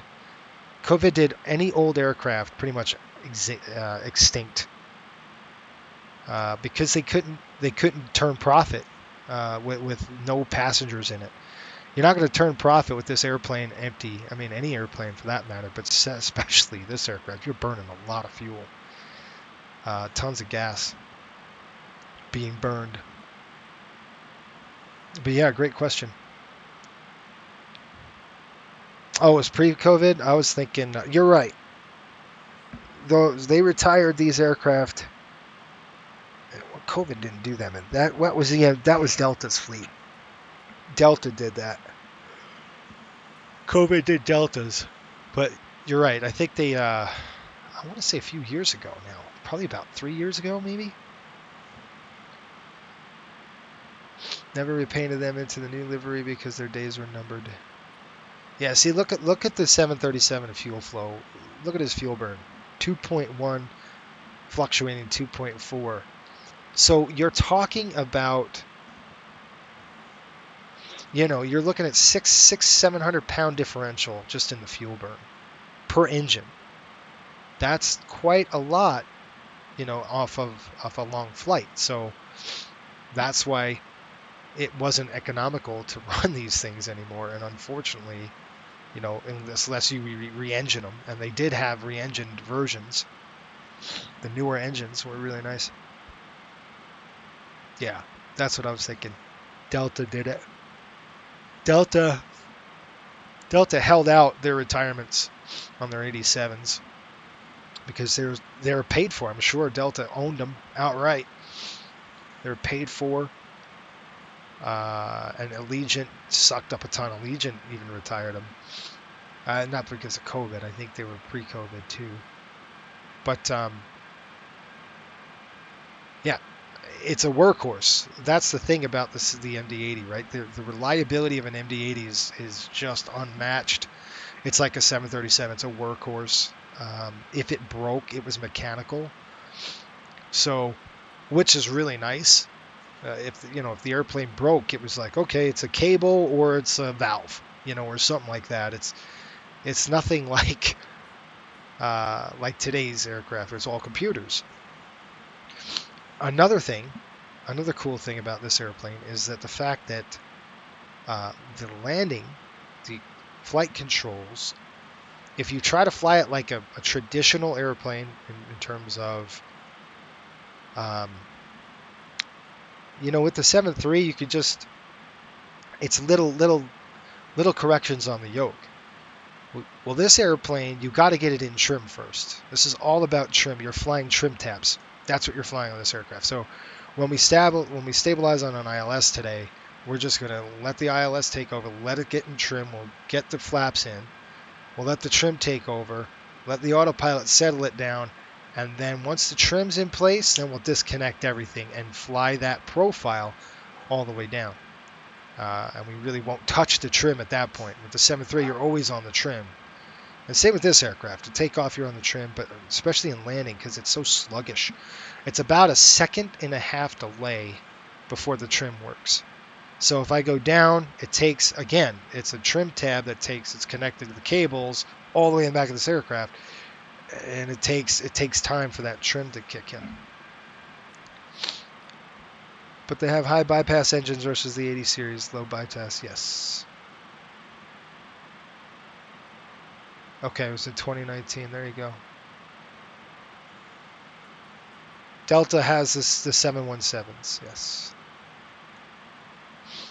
Yeah, the 717 is another beautiful airplane. That's a gorgeous airplane as well. Again, all computerized. The same kind of style, but it's all computerized. But another cool airplane. High bypass ratio engines. These are used for smaller, thinner routes. I think they hold 120 passengers. We just had Memphis Center pop on and gone. My dog's barking at me. Don't know why. Now she's crying. All right. I will be right back, folks. I'm going to go get a drink and some, well, here's my drink, but I'm going to go get some Tylenol. I have a headache. I got to get some good rest tonight. That's my problem. Lots of fun. All right, over St. Louis. That's where we are. We got St. Louis, and once we go from St. Louis, our next VOR is going to be Razorback 116.4, so I'm going to plug that in here. This I really love about the MD-80 is I can plug in, I don't have to look down to plug in frequencies. I could just do it right here, which is so nice. It's really cool. If I select speed, see now it just goes altitude hold, speed select. We don't want to do that. So we're going to go VNav again. That'll light that up. And we're still on nav track. So cool. All right. So you got FMS speed. Our roll rate is for the nav. And then we have level, VNav level.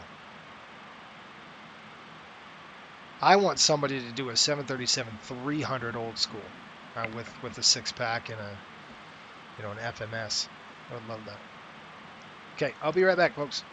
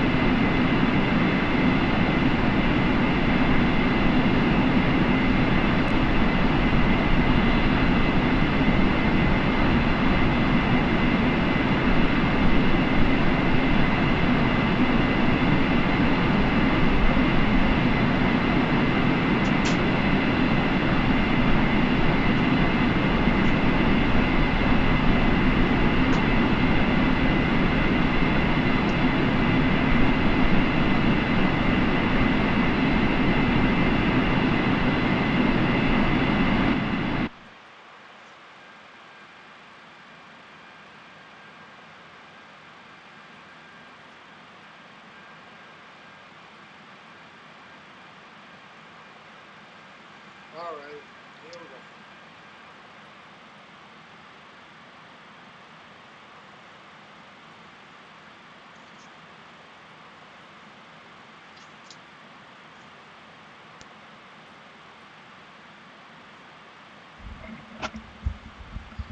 go. All right, I'm back.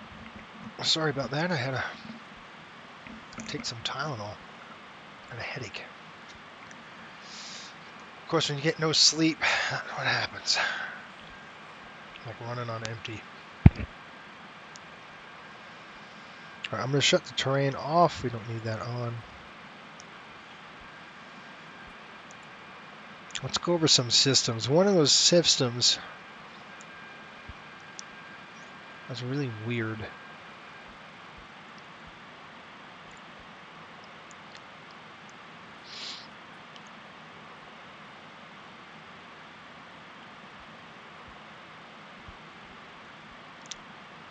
This thing is really cool too. This is different than your traditional pitot heat. Oh, center tank's coming off. Okay, we burned out the center tank. Now we're on the main tanks coming up. And we got about, let's see here, 43 miles. And number 2, you don't even have yet. So,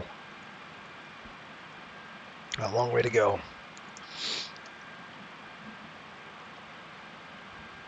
I shouldn't say a long way to go. We're close.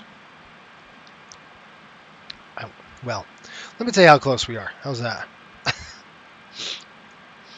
Looking at Dallas Fort Worth, we got about let's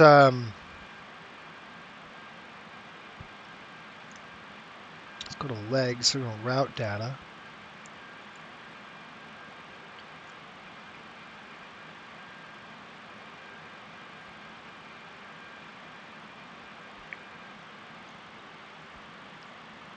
So you see these winds. Let's go ahead and program some winds, especially Razorback. We're going to look at some winds up at Razorback. It's going to be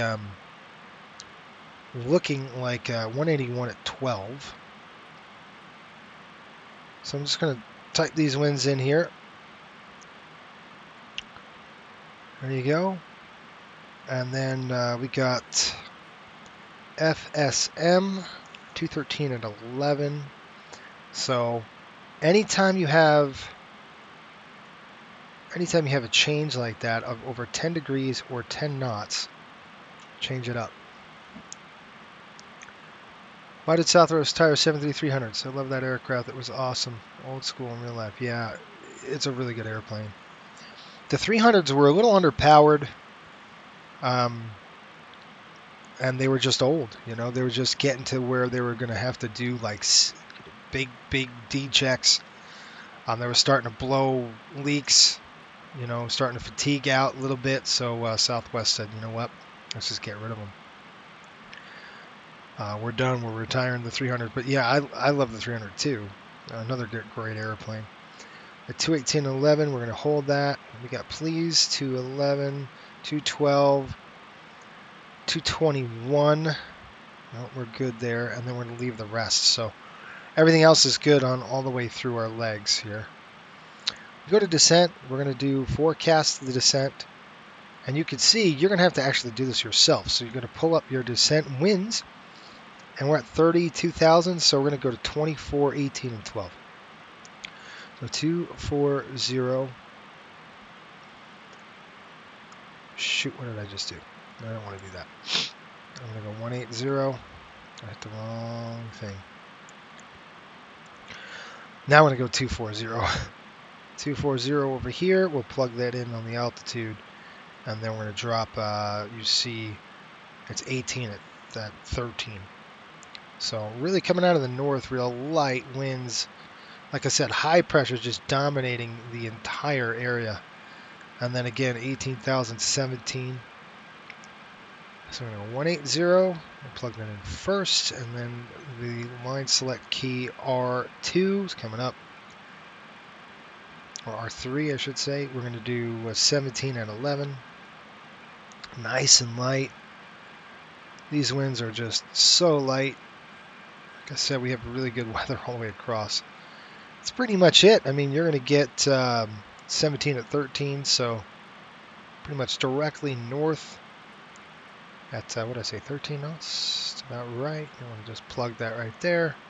And that just helps the aircraft calculate descent, all that good stuff. So you look at descent here, legs page there, you kind of see what we're looking at in terms of descent. Patrick says, I'm in Discord, I'm coming. Which one? Oh, you're there. Hello, hello.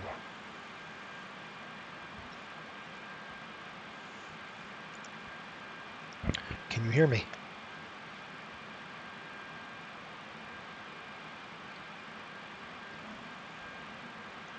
Maintenance costs go up. The older airframes get NGs, and now Maxes offer more fuel efficiency, and there's cost savings for the prop for the company. That's exactly right. Even the 700s they're putting in the desert, which is crazy. Oh, data.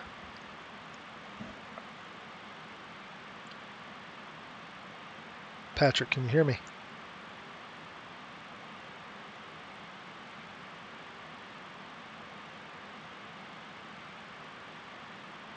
I don't know.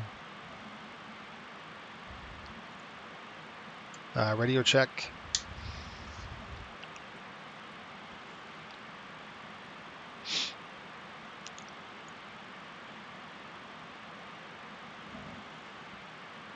Huh.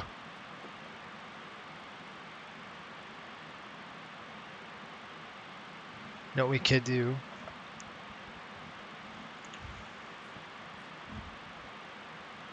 Hold on. I think I know what's going on here. In terms of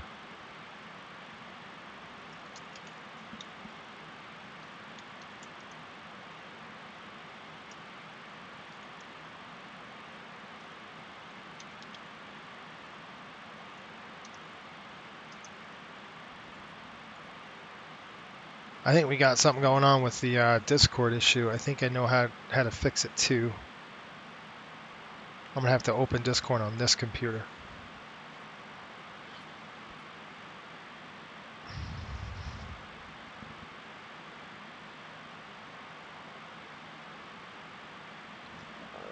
I think that's the problem.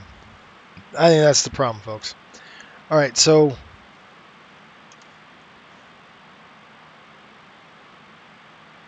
sweet. So what we'll do is we're getting ready to not go down, but we're gonna go ahead and check this progress, and we'll see what we're looking at right now. We got a DFW is 403 nautical miles. Top of descent should be coming way before that, and we're gonna definitely look at our fuel used for 7.4. That's insane. I mean, that's a lot of fuel. Total fuel used 7.4. Holy smokes. Pretty good. Go to the route page again, the legs page, and then we could see what's going on. I'm going to try the Discord here again here in a minute. Can you hear me? No.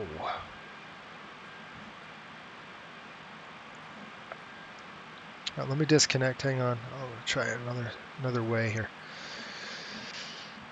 I used to be an ASIG line fueler at San Diego Airport back in 2016. I normally fuel the 73300s. Awesome old school fuel gauges underneath the wings. Yes, they are. Yep. I fueled them up myself years ago. Nice little round gauges that were analog. They weren't digital. It's really cool. I like that. I'm with you. I like those too. Those are really cool. Okay, I'm going to try Discord again on this computer. Let's see if I can't hook up to Discord here. Where is it? Now I got to find it. That's the hard part, is trying to find it.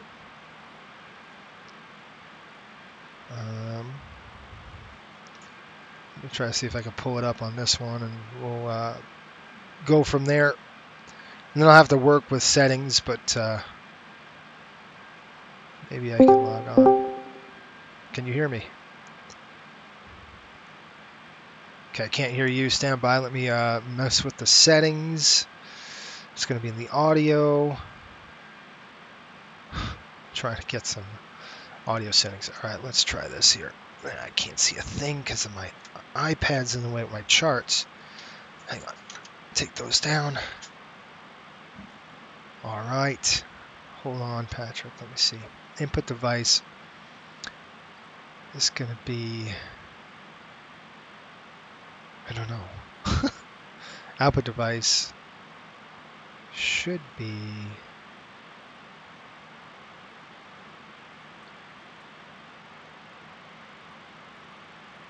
this.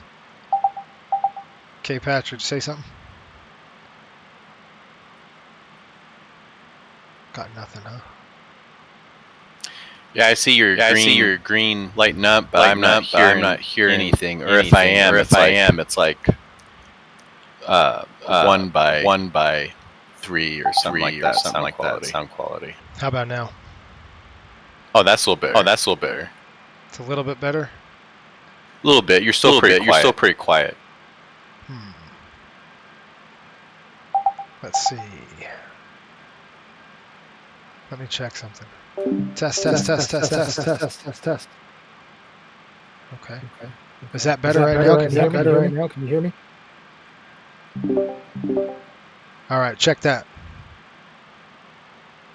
It's a little better. A little bit better. Huh. Well, at least I can compared hear to you. what I was hearing on YouTube, it's very quiet. Okay. So you couldn't hear me well on YouTube, or? I could hear you loud and clear. And on Unicom, it was all good. All right, hold on. There's an echo.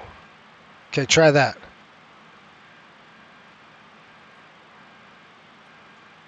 Can you say something? It's still a little on the quiet side.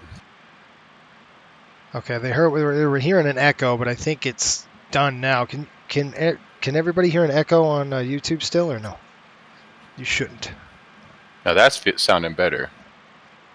Okay, good. Good. Where are you at? You're just in front of me, aren't you?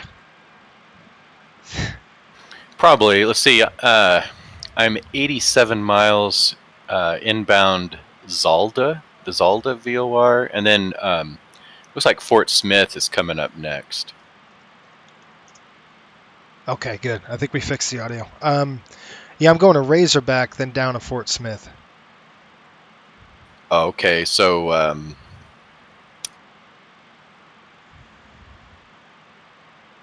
see, I'm showing 20 minutes out from Fort Smith. Oh, so you're much faster. What are you pushing? You're probably pushing 0.77 or? No, I'm at 0.71. Ground speed 413.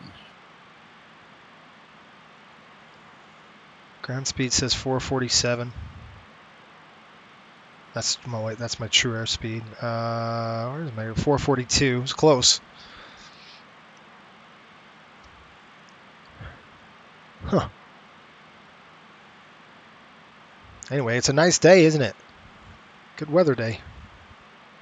Yeah, definitely. And you're going to Fort Smith, and then from Fort Smith, you're breaking off to the arrival? Is that what you got? Yeah, it looks like I'm coming in on the Hibble 3 into Love. And that's the Camel transition on down. I think at Slant, I may pick up the RNAV GPS Yankee. I have not flown ever in Fort Worth. So that's going to be interesting. You ever been there? It's been years. Been years. Well, we're landing Rare. 17s. Yeah, 17s, so southbound. I'm sure the same with Dallas. Yeah, 13 left. Have you been into Love Field in 2020? No, I have not. Have you? No, I saw there was some free scenery you could download for it, but I thought I might wait and just see what the default looked like, because it didn't show it was compatible with World Update 9, and then here we're on World Update 10, so I kind of hated to, run into a problem by the time I got down there. True. Although, you know what? Another thing is the default for 2020 is so much better than any default I've ever seen. Yeah. I mean, yeah. Still, like with P3D, it was a nightmare. If you without default. a doubt, it's I mean, well, P3D has gotten a little better on some of the default airports, but for a long time, the data backing the default airports was still from the world that was used for FSX. That's right. So it's old code. Mm-hmm. But in V5, I don't know if it started at the leading edge of V5 or if it came along on one of the revisions, but it's a recent world update now. So like you do get airports that have added a runway and different things like that stuff is reflected, and maybe the land class, like where cities have noticeably grown or changed or stuff, might be updated too. But yeah, for a long time, at least all the way through V4, it was basically the world of FSX. Right. Which is basically, potentially 2004, 2005, whatever the data that would have been captured for that. Yeah, it's amazing how far we've come in simulation, just in flight sim in general. Like 2020 is, to me, like I've already uninstalled P3D. I'm done. There's no way I'm going back to it. But it's amazing what, after you get your feet wet a little bit with 2020, you get in there, you start flying, you're like, are you kidding me? It's got its quirks, but still, I just think it's really, really good. Around St. Louis, did you hit any like phantom turbulence that it just kind of seemed to come out of nowhere and it slowed me way down? Like there's some little anomalies like that. Yeah. The weather, the weather engine is still needs to be, I think, improved a bit. It's no active sky, that's for sure.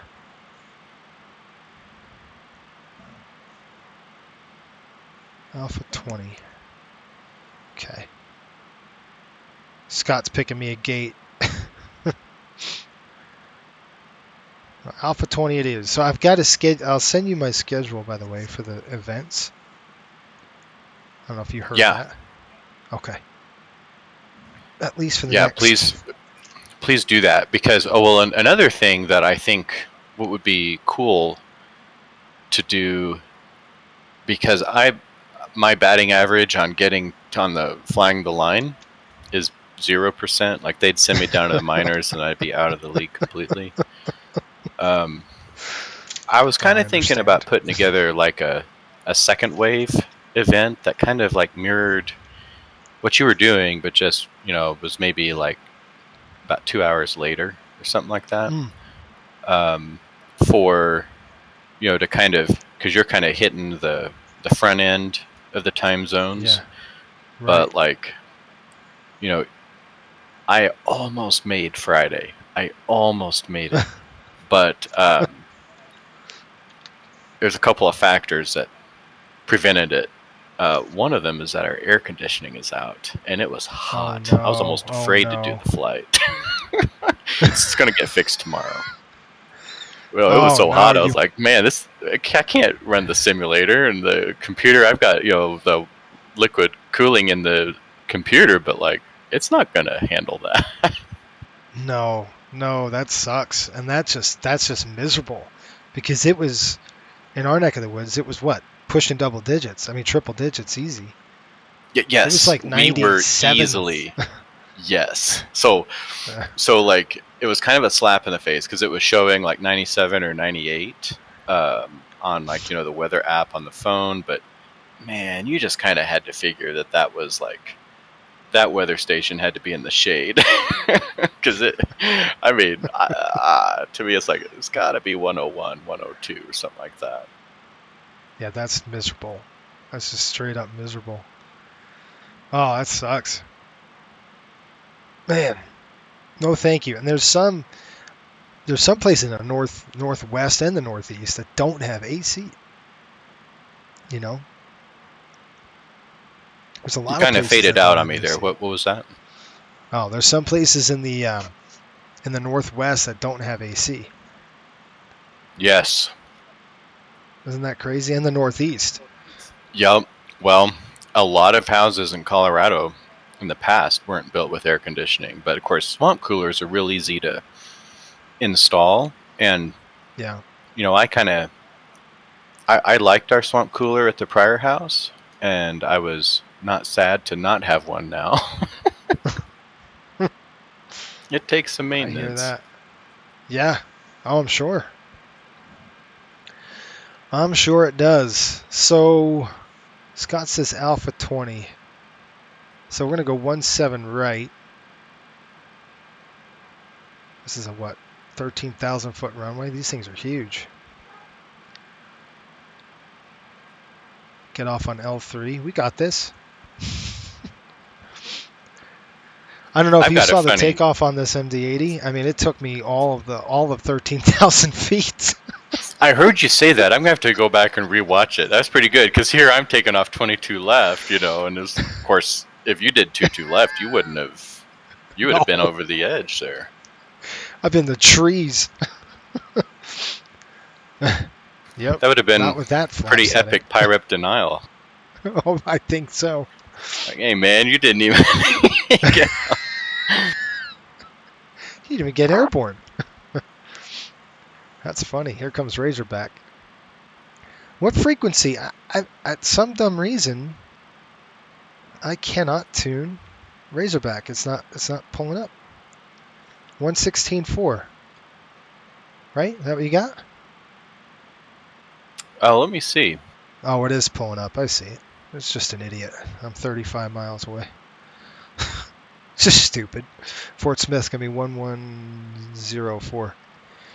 Have you flown the 80 yet?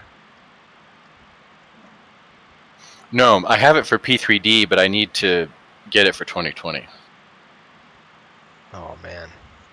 I was going to fly the MD-80 with you and follow along, but I have to do that another time. I wasn't ready.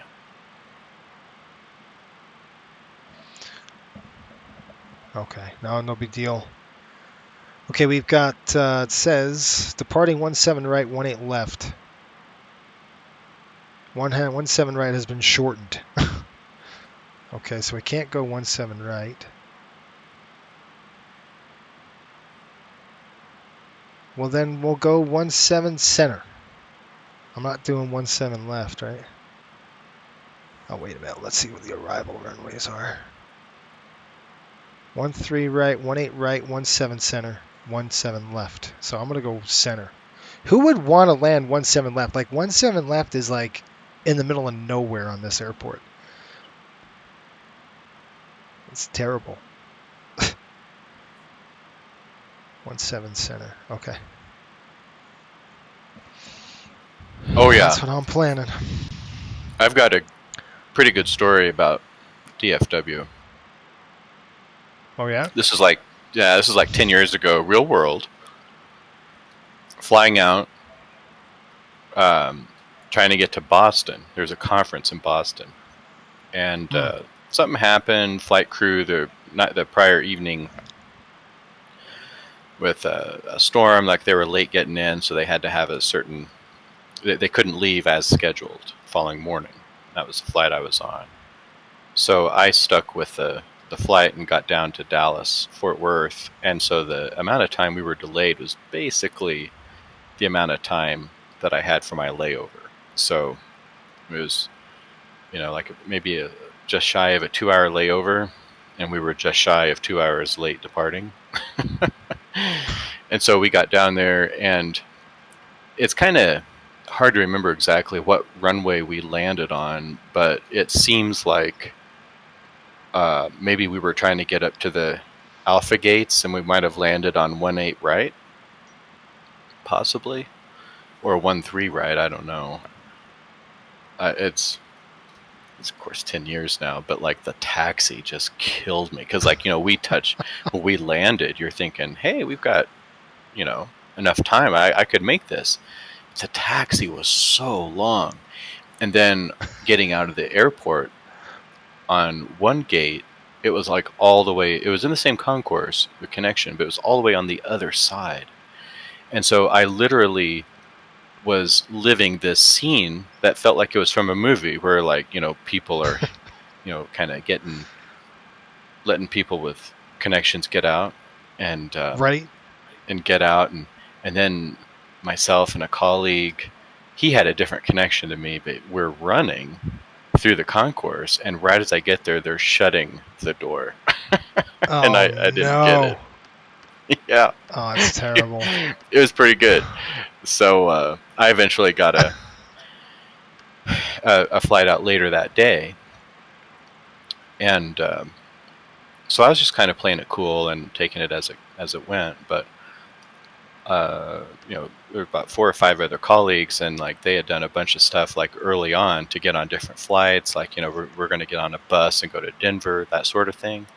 And so this one other colleague that went down to Dallas, he and I just both like, well, let's just go down to the hub and then see what we get. So of everyone, I ended up getting to Boston first that afternoon. That was pretty good. That is good.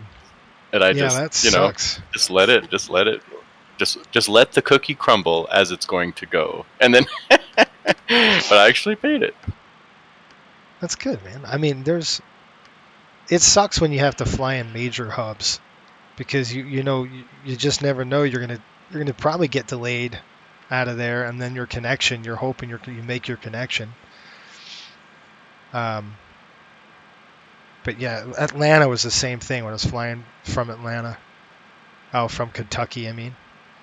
Same thing. It was like, delayed. First flight was good. The second flight was delayed, which was fine because we, that helps our connection a little bit. Right? And then the first flight got delayed, and I'm like, no. Oh no, this is going to be a problem. But it wasn't. I mean, it was, at least they were both delayed an hour, but Delta tried to book me on another flight, with the app, and I'm like, what's this thing doing? Anyway. Yeah. Well, that's cool. I'm glad you got to Boston. It's a cool place. Yeah. Yeah, no, that was quite the epic journey, and everyone, it was a conference where some of my colleagues had like, they had a presentation or like some other reason to get there sooner, and I didn't quite have that same pressure on me to do that. So it kind of, I didn't need to do what they were doing, and it kind of made sense for me to just get out of their way, like don't add to the quantity of people in a group trying to do something. But ironically, I ended up getting to Boston first before everyone else. That's funny. And I was like the person that, I needed to get there first the least, but nevertheless, it happened. That's awesome. Good. Yeah, that's, who knows? I got to go to, I'm flying to Roanoke, Virginia in August. Really? And yeah, in August is probably going to be thunderstorms, all sorts of crap in Virginia. Yeah. You figure the heat, the air mass thunderstorms, it's going to suck. And it's right in the afternoon too. There's nothing I can do about it. I mean, that's basically, it's like subtropical. Yeah. The interesting thing, I don't know if you visited like Mount Vernon or Monticello or some of those, George Washington, Thomas Jefferson, like a lot of those guys, I think would have, if they had their choice in life, they would have rather just been farming, rather than kind of getting involved in all the stuff they did. That's right. But, some of the stuff they were trying to grow were like, oh, can we grow this plant up here? Can we grow that plant up here? And a lot of them were kind of like subtropical / maybe even a little bit of tropical varieties of plants, like, can I get this to grow at Mount Vernon? It was really interesting to see just, how interested, that was kind of a common theme among them. But yeah, if you're in Virginia, apparently you're close enough to at least be in the ballpark to experiment with some of that stuff and think you're going to get a good result. So that should tell you something about the weather, right? Well, it's humid. I mean, it's humid, and it's. Did you see the video of the microburst that we hit? Mm-mm. Or the pictures? I posted it on. Discord. It was I was doing an MD-80 flight out of West Virginia, and Ross was coming in, and I didn't know. Yes. Yeah. It blew me off the cliff. 160 knots, just blowing me right off the cliff. I went, what? Yeah, the unbelievable, world? right? Well, I didn't think it was simulated, and now I know. Like, okay, you can't mess with thunderstorms in 2020. That's no joke. Pretty cool. We're getting close to the arrival. You're probably on the arrival. We're close to it. Let's see. On top of descent, I am 13 minutes from that, about 90 miles out. Yeah. I'm going to have to start calculating my numbers for landing. You said 19 minutes out? 13. Yeah. 90 miles. Out. 13 90 minutes. miles. So I'm seeing winds 180 at 9 for Dallas. You're probably comparable. Because they're, 15 miles apart? Yeah. Love is still coming in at... That looks like a pretty old METAR, actually, from... It's over an hour old, but it's 110 at 5. Yeah, so it's generally close. 34 degrees. 1653 Zulu. Yep, it just changed over. 3008 on me. Pressure.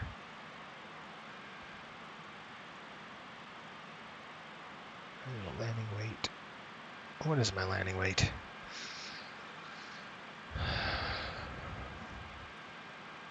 Let's see what my landing weight's going to be. Right now it is... Got 131, so you figure 129. Probably right at maximum landing weight. Isn't that nice? It's a good one. Yeah. Oh, speaking of, this goes. I don't know if this is a little bit of a bug, but I think when I press the set to empty payload on PMDG, yeah, I think I need to change in the system what the dry weight is, because I'm doing that calculation on that tab, and I was an even 1,000 pounds off. So I think I must have misread what the PMDG empty weight is, because that should be a good translation though once I key in the correct weight. Like you get sim brief numbers, and then if we calculate it based off the adjusted empty weight that PMDG is, because it's not really the same as like what a 737 actually is. I don't know why they do that, but it should come out right. Like the cargo 1, cargo 2, and passengers, all that should make it line up. Yeah, but so I've noticed, and I don't know why, but so PMDG says 84.9 for their empty weight, right? And they're have 200 to go back pounds a and check. passenger. Yeah, I think it's 84.9, and it's 200 pounds a passenger. But you plug those in, and Yeah. SimBrief spits it out. The calculation on SimBrief is accurate. It's PMDG that's not. Now, I don't know what's going on, but the numbers are. It's 1,000 pounds off. Yeah. So we're about 1,000 pounds under when we get in the aircraft, and I just don't know why that is. I got you on TCAS. Are you cruising at 34? 34. Sorry. My ground speed Yeah, is that's still. you. I'm right around 410. Okay. Yeah, my ground speed's 441. See, that's odd that we'd be so different, but yet But you're not really I'm doing overtaking. I'm doing 0.75. So, and I just turned to just turned outbound Fort Smith.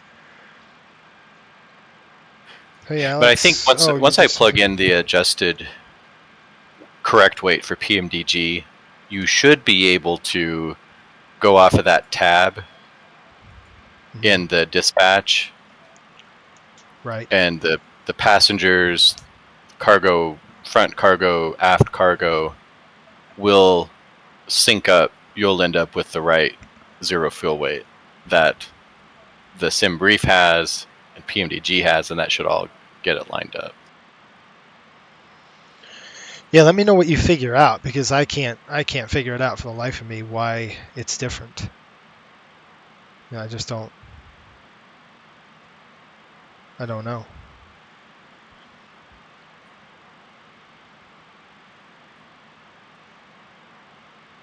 Top of descent. Let's see if this thing tells me top of descent. Go to progress page. I've got 86 miles top of descent. And then we're done. And then, funny, Scott said, they give us working microbursts, but no working weather radar. Did you read that? It's Yeah, so that's true. pretty funny. It's pretty good, isn't it? Yeah, let me tell you, that is funny, because I mean, I couldn't believe it. My airplane was like I was on the runway and was just lining up, and the next thing I know, I got wind shear alert. Wind shear, and then my airspeed goes to 80, and I'm like, whoa, okay, I'm done. So then I taxi off the runway, bus crashes, and then I taxi back on the runway. I'm like, okay, I'm going to give it a few minutes, and then next thing I know, when I was taxiing, it just blew me right off the cliff at 160 knots sustained winds. It's pretty good. Yeah, and if only you could have used the force to lift your aircraft back on. That's right. It cracks me up. Too much hate. Yeah, was Bus in the Phoenix? Yeah, he was flying the Phoenix. Yes, he was. He was flying the Phoenix. And I didn't even know, like, we didn't coordinate anything. It was just, I'm sitting there and I hear his voice and I'm like, is that Bus? Jason? That is I mean, funny. in the middle And of nowhere. In the middle of nowhere. I mean, we're talking about West Virginia. right. No, that's I mean, how do you get there? I mean, you basically have to fly in, right? But Yeah. is there airline? What airport is that? And is there airline traffic, or are you just kind of using the airport because it's unique? It's really cool. It's called Yeager Airport, Chuck Yeager Airport. That's right. And CRW or something like that. And it's I mean, the stinking thing is on a mountain cliff. It's awesome. And yeah, it gets mainline traffic out of there. A lot of CRJs, but a lot of there's some mainline out there as well. And you were attempting an MD-80 out of there. Oh yeah, I was doing because US Air flew them out of there. Oh, okay. So I'm like, I'm going to recreate this US Air flight for some content, and Did you Yeah, it was see? cool. Speaking of airports and Orbix, did you pick up Boise? Yes, I have Boise. Pretty cool. Yeah, me too. I haven't Boise's nice. had a chance to look at it yet, but you know who it makes me think of. Yes, it does. I know exactly what it makes you think of. Yes. And we've got a pirate. And denial speaking of coming up. that, have you looked at who the dispatcher is for Southwest Virtual Sim Brief? No. Not yet, but I'm gonna have to. You're gonna Oh, want no. to be checking that out. Eventually I'm going to make it dynamic, but for now it's just one static name over and over, every single one. Oh, it's so cool. Good. Good. I'm glad you did that. It's a nice nod. It's a head tip.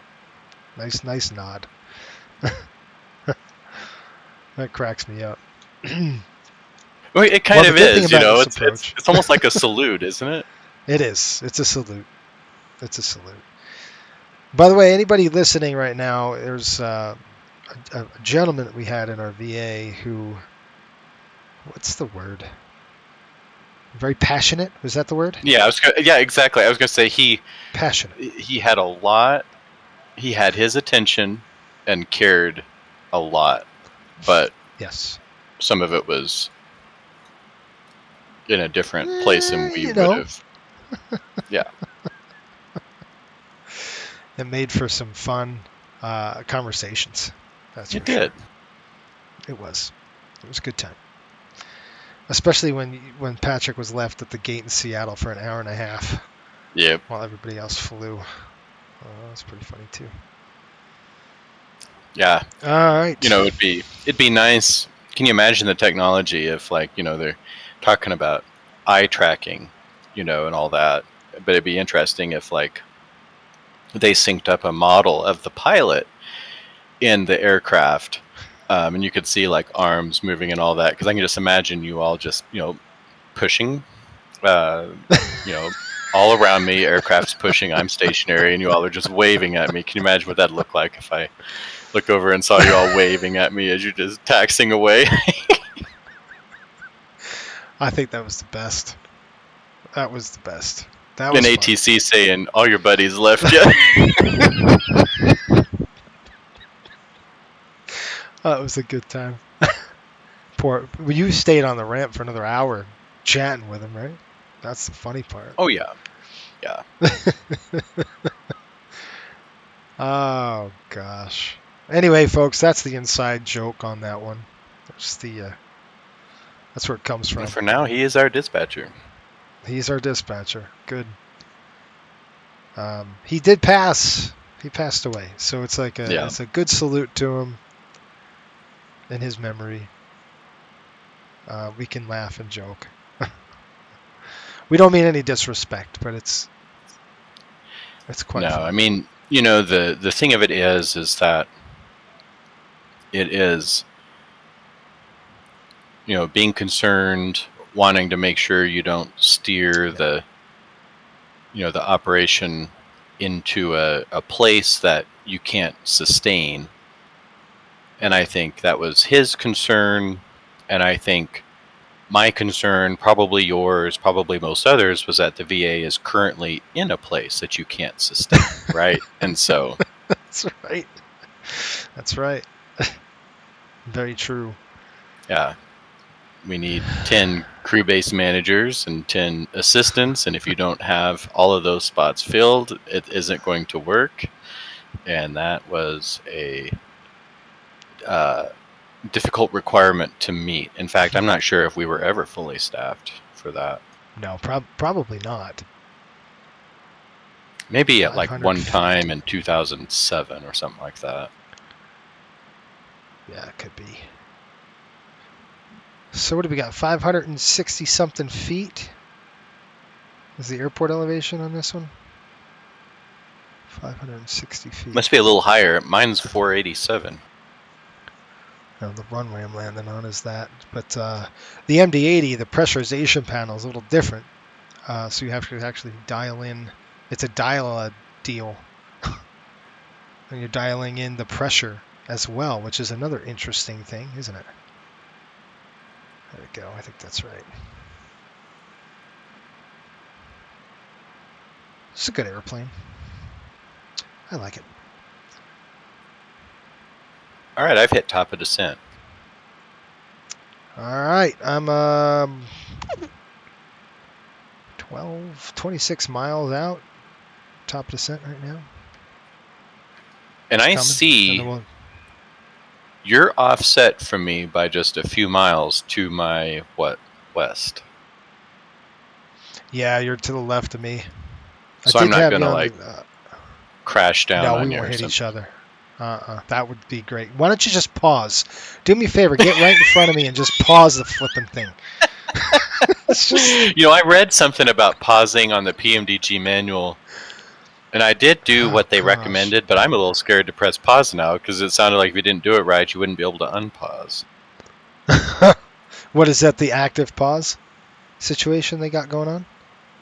Possibly, yeah. no? And I changed some key binding or something, and now I wouldn't be able to, without looking, I wouldn't know how to get it unpaused if I did, possibly, but I don't know. Looks like we're level right now. Yeah, let me see if But I can can't look. quite see you. It must be too far out. Yeah, of course, the model matching. Did you do any model matching in this thing yet? You know, I have not, and it's on my to-do list, but I kind of been, trying to just get my feet wet with the sim overall. Right. Well, I don't. Oh, how are you I don't taking want to pictures? model match. How am I taking pictures? Yeah, I I keep do hearing you F12. snapping the camera. Oh, it's F12? Is that an add-on, For or me. can I do that? I think you can do it. Or you can look at the card. Oh, and by the way, I don't know. I just bought a 3090. Oh, So, did you? I've been yes, I eyeballing did. those. Do you have it Well, in they're yet, or starting to is come it? down. No, it's gonna hopefully get delivered here this week, and then I'll mess with it. Hopefully by Friday I'll have it in, and we'll be able to test it out. All right, I'm on the top of descent. The airplane's gonna start going out like a rocket ship down. See, what happens is it's not ready for the descent yet, and yet we are on our way down. So I'm gonna go altitude, hold, stop. So does that have 24 gigs of RAM? It does. It's up there, isn't it? 24 gigs, yeah. Thing's a monster. Is it 24? Yeah.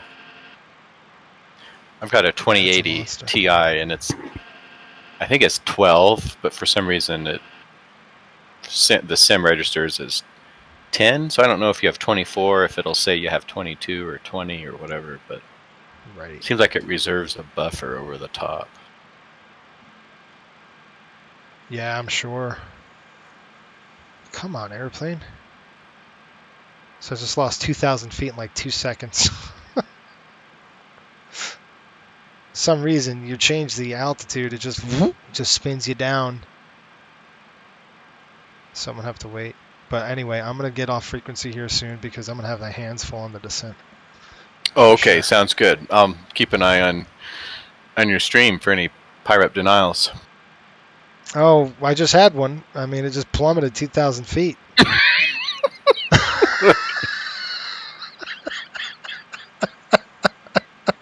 That's good. Oh, what the crap, man. All I did was change the altitude, and then the airplane's like, okay, descend now. So I'm going to try to hook up again to the deal. That's good I'm a stuff. few miles out. All right, let's try it now. I'm going to try to do VNAV again here. Let's see if it works. Okay, it's calling VNAV descent. Here we go. All right, we're hooked up. That's funny. Gotta love it. Engine sync off. And then one thing you got to do is turn on the hydraulics. Because if you don't, you could get all sorts of bubbles in it. It's not good. You got to turn on the pumps? Yep, you got to turn the hydraulic pumps on. The auxiliary and the transfer pumps. So you don't get any bubbles in the system. Isn't that cool? It's interesting. I love it. Is it simulated? Seatbelts, engine sync. Yeah. Yeah. And the engines too. If you're too much on the engines, it'll have a compressor stall and shut down on you. So you better be watching your EPR. Thing's sweet. Like I said, it's my kind of airplane.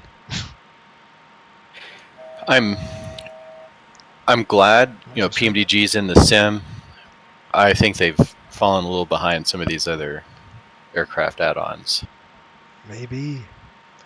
Especially, I don't like the. I wish like the GSX thing, like it should be automated. Why do we have to open doors? And have you used that yet? That feature where you can simulate bags getting loaded and crap. Oh yeah, I've done the PMDG ground operations. Mm-hmm. Yeah. Mm-hmm. Yeah, I just wish that was automated. That's my one wish with it. That was kind of one of the reasons I wanted to translate across the actual bags, or the forward and the aft and the passenger numbers in dispatch, because you're entering in the actual numbers on GSX. It really didn't matter. You just needed to, type in the zero fuel weight, and then it kind of randomized the passengers and cargo. And it's kind of a bummer if it's not the same, but GSX was just reading the overall weights. But with the PMDG ground services, it seems to, like the numbers are actually a little bit more important. And so Right. That's another reason I wanted that translation on the site, on that tab. But I need to just verify the actual empty weight for PMDG, plug it in, and then we should be good. We can talk about it later tonight. Okay. Yeah. All right. Let's do so. You should be getting close. Yep, I am descending right now. I am through flight level 225, on my way down to cross finger at 9,000. 225, man, I got you beat. No, I'm at 225 now, plummeting. Are you? About, okay. 2,300 feet a minute. I see on my TCAS rock. You're in front of me, actually, right now. That's pretty good. Well, this, like I said, the descent profile on the MD-80 is like, okay, down now. And you just drop like a rock. The nose gets pointed down, and that's it. It's like you're going straight down. Like I said, I'm about pushing 2,300 feet a minute on top of the descent, which is not that bad. Almost 2,500. But that's funny. Well, cool. I will see you later. What time we meeting again? So 6. 8:15. How about 8? I got it. You should have an email, possibly, like with a. Yeah, I did. With a meeting invite. Yeah. I got it. I just haven't written it down.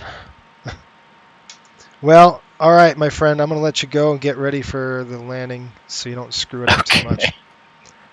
Okay. Looks like I have ATC on for Dallas Tower or Love Tower, so. Oh yeah, I'll you be do. tuned in there. All right.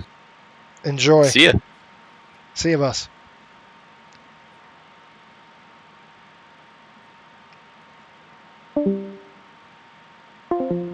All right, that's always fun, folks. When we could chat when you're flying with somebody, it's really fun to just converse. It's good.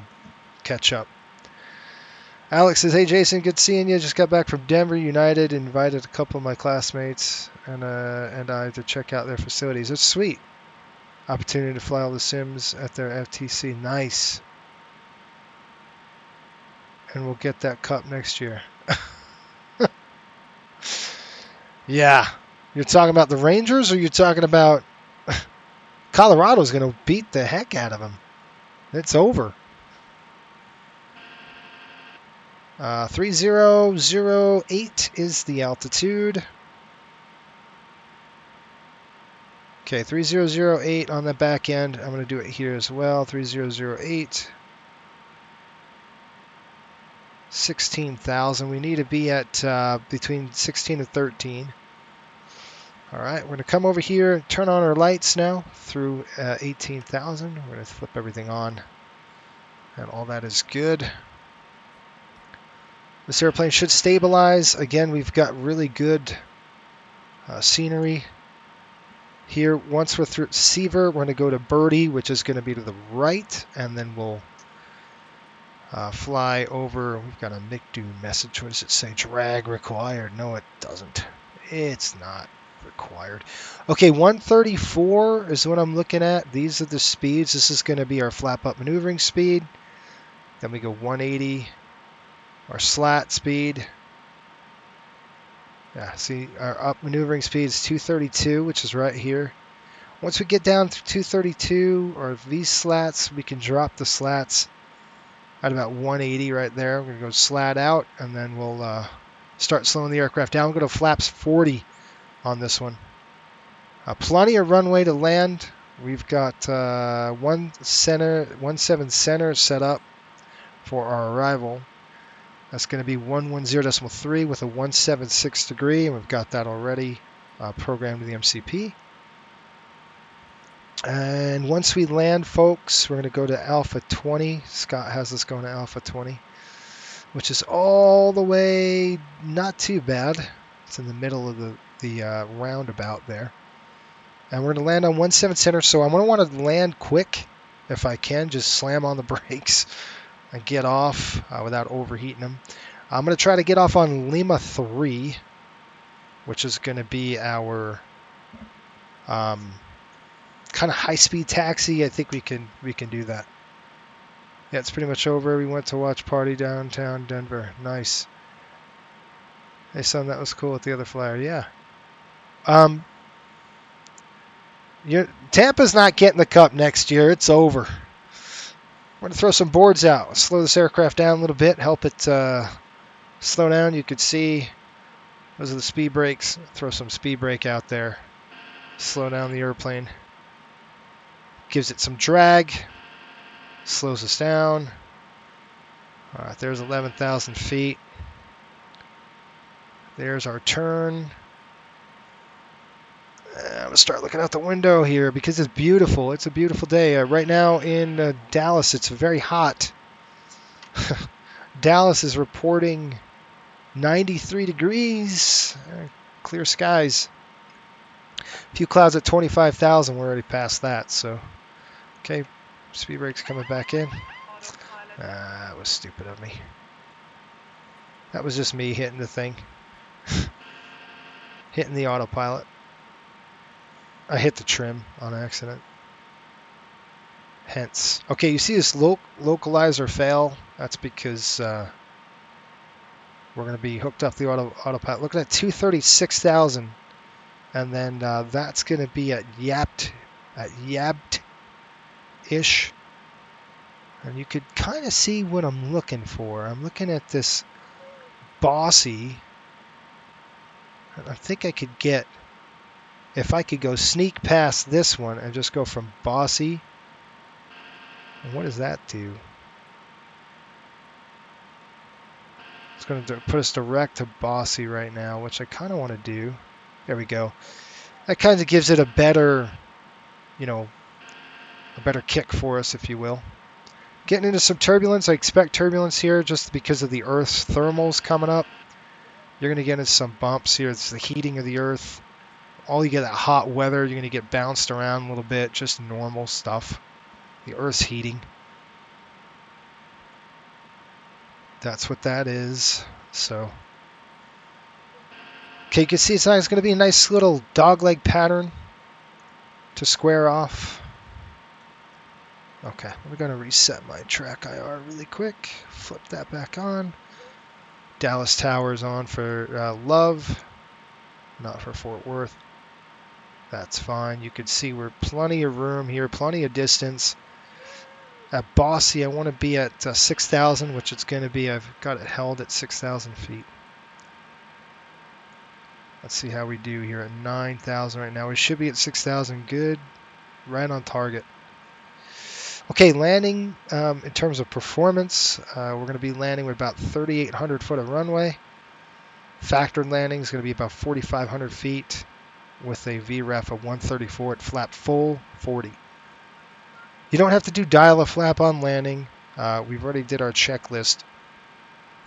I don't know if you heard me. I probably did when I was talking to Patrick. But flight nav instruments are set. Spoilers. They're going to be armed. I'm just going to arm them right now. That's our speed brakes. Whoop. We just arm those.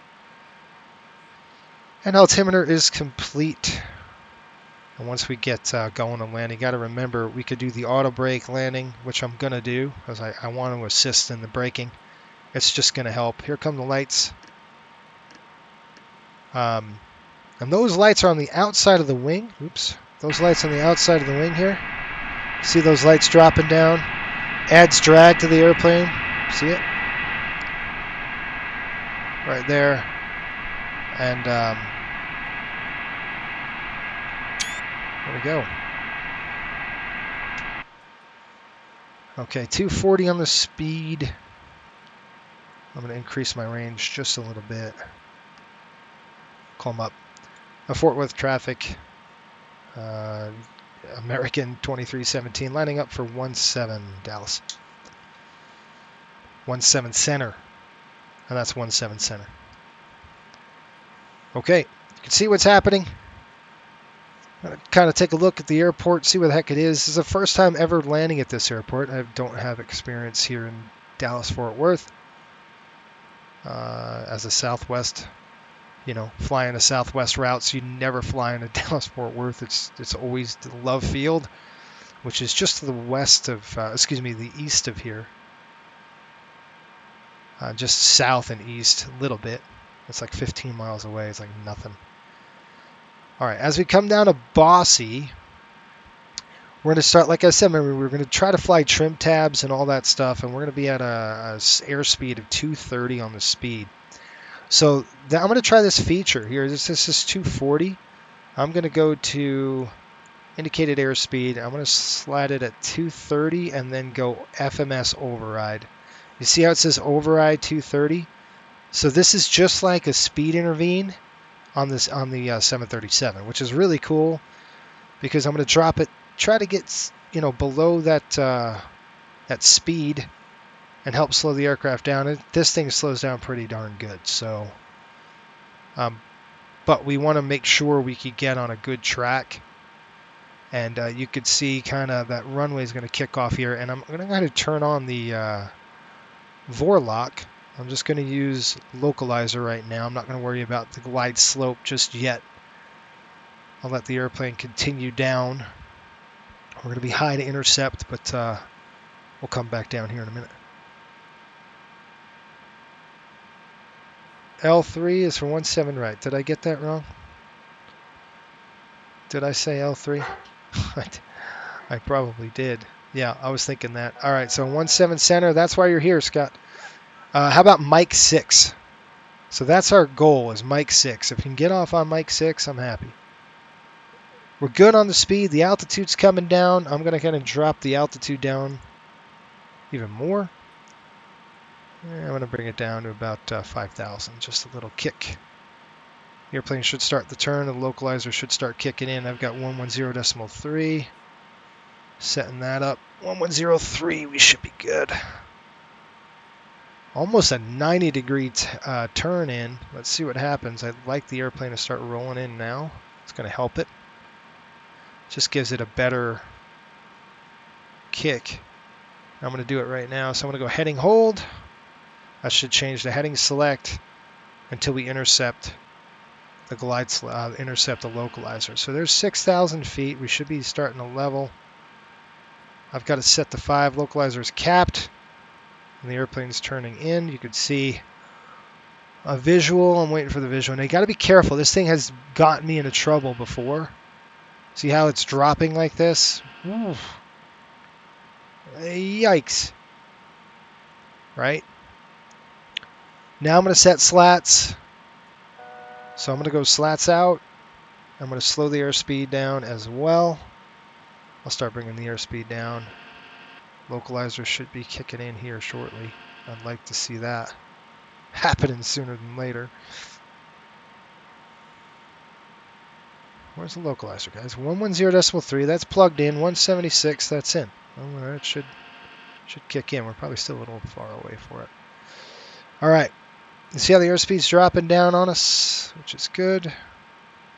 See how it's hunting right now? It's hunting. And now it's doing a little bit of fugoid. So what we're going to do is we're going to help this thing out. I'm going to drop the slat. So there's slats. It's going to help slow the aircraft down a little bit. And like I said, it's going to keep hunting like this. We're going to change it up and go to a heading. Select. And I'm going to hold the heading right here. You see the airplane is hunting for... So I'm just going to go select heading and let it fly a heading. And then we'll fly it in. We're going to do visual. So I don't like what I'm seeing. The altitude we got to lose. So I'm just going to drop some altitude down. We're going to go vertical speed. And I'm going to select some vertical speed down here. I'm going to go vertical speed. And let the airspeed take over here. I'm going to start slowing the aircraft down. Once I get a visual, I have it. Then I could adjust, make fine adjustments to 1.7 center, which I am going to go ahead and do right now.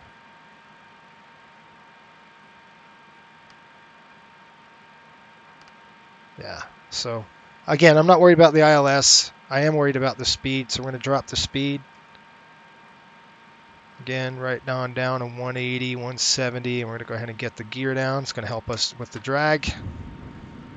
And we're going to go to a next notch of flaps, which is flaps 15. Okay, gear is down, 3 is green, and we're going to come in on the speed. We got to start slowing down more.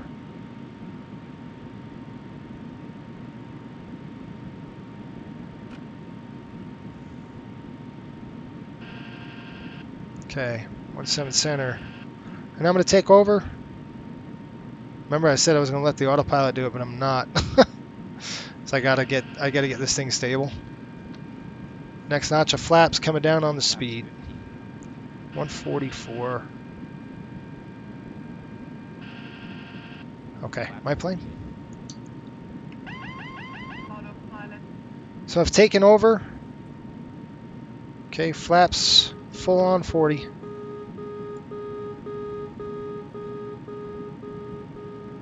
There's 3,000. 2,500. Go ahead and set this. Just make sure that's good to go. It is. And you can see we're a little high and fast. This is gonna be perfect when we get this thing settled down a little bit. And that's 1.7 center. I want to make sure it's 1.7 center. It looks like 1.7 center. Here comes the thrust. I'm gonna push the thrust up. We're still a little high, so I'm going to fly some trim. It's nice and easy on the trim. Yep, and I've set this to go around. You could set this to go around. There we go.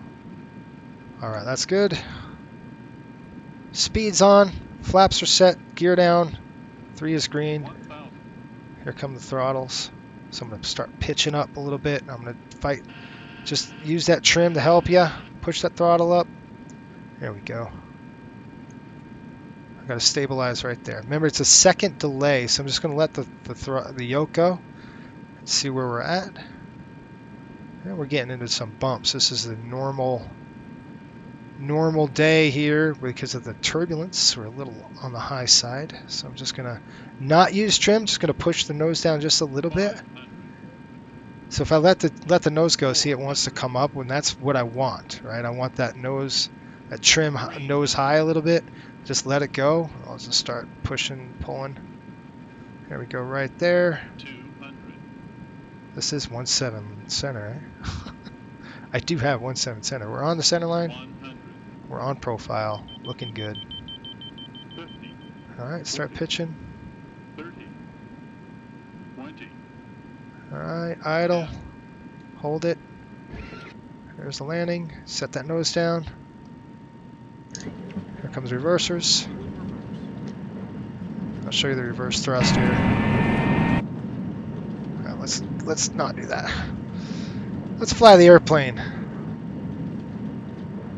And I didn't set my my brakes. That's fine. Out of reversers. What is that? Mic 4. I wanted mic 3. That's all right. We didn't set the auto brakes, but we didn't need them. We got a gazillion feet of runway here to play with. Welcome to Dallas-Fort Worth, folks. We made it. That was a fun flight. Good time in the MD-80. I'm going to stop. Let's figure out where we are, and we're going to have to figure out how to taxi back. We are on mic 4. Mic 4. All right. Stop the aircraft. I hate doing that because we're losing all that energy we just gained. Okay, we're going to go mic 4 straight. And I'll show you the outside. We'll go ahead and clean this thing up. And we're done. Take a picture real quick. All right, let's go. Enough of the dilly-dallying. All right, flaps coming. Raise all the flaps. We'll go ahead and turn off our lights. I'm going to go to the retract, throw the dim, and we'll turn off these lights as well. Oops, I want that one on. That's off. The cells are off, and we should be on regular position. We're going to go ahead and open the pneumatic valves. Okay, and let's go ahead and taxi over there really quick. Let me call them up. Fort Worth traffic, crossing 17 right, 35 left, Fort Worth. So we're going to go Echo Lima. And Echo Lima is... We're crossing this runway here. I'll push some throttle up just in case. Now, this is the fun part. We're going to go Echo Lima and straight up the gut here. It looks like on Delta. So, or just Lima. I'm just going to go to Lima. Yep. Straight up the gut on Lima. I know I cut that little quick on the corner.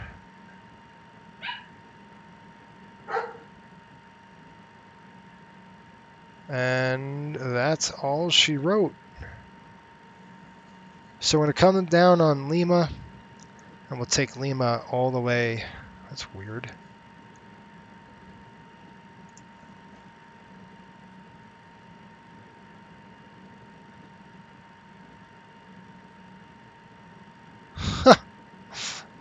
All right. All right, well, Lima and then Kilo 6 is what we're looking for. So we've got Kilo 7 right there. We got to keep going. We're going to have Kilo 7, then we'll have, look at this place. This place is awesome looking. Like I said, I've never been here. It's my first time here, so let's go outside. Get on center line.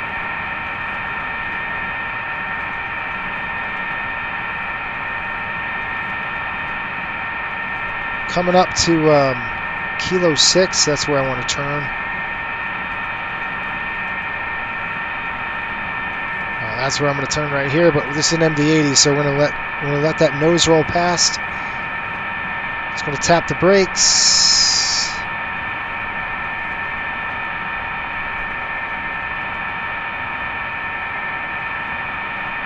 Get up this hill.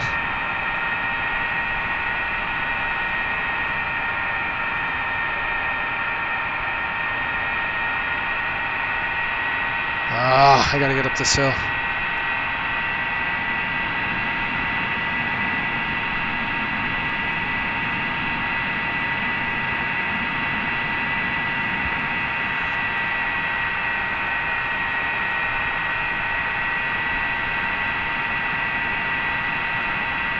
Okay, and I have to get to my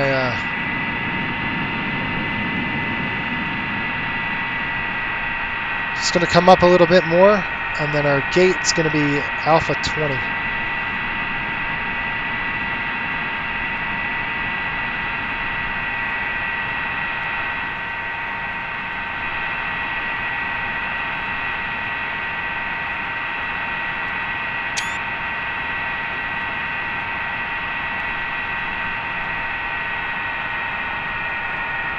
I'm going to jump back in the flight deck. I want to turn on the APU. So APU is going to come up here.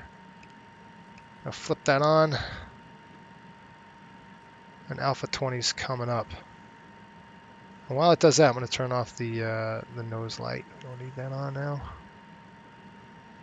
We should be coming up here just around this bend. This terminal kind of turns. Hard to see on the ground here where your gate is. Maybe all those people out there, that's where I'm going. Do they know we're coming to 20? That'd be awesome. If I pick 20. Alright. That's where I'm going. Where these people are standing. I think that is 20, or it's close to it.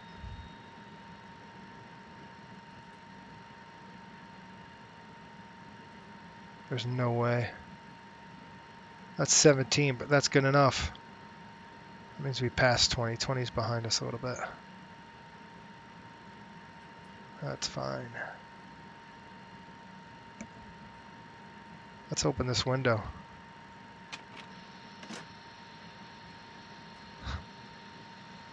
I gotta let this aircraft do its thing. I'm gonna go ahead and throw off number 2.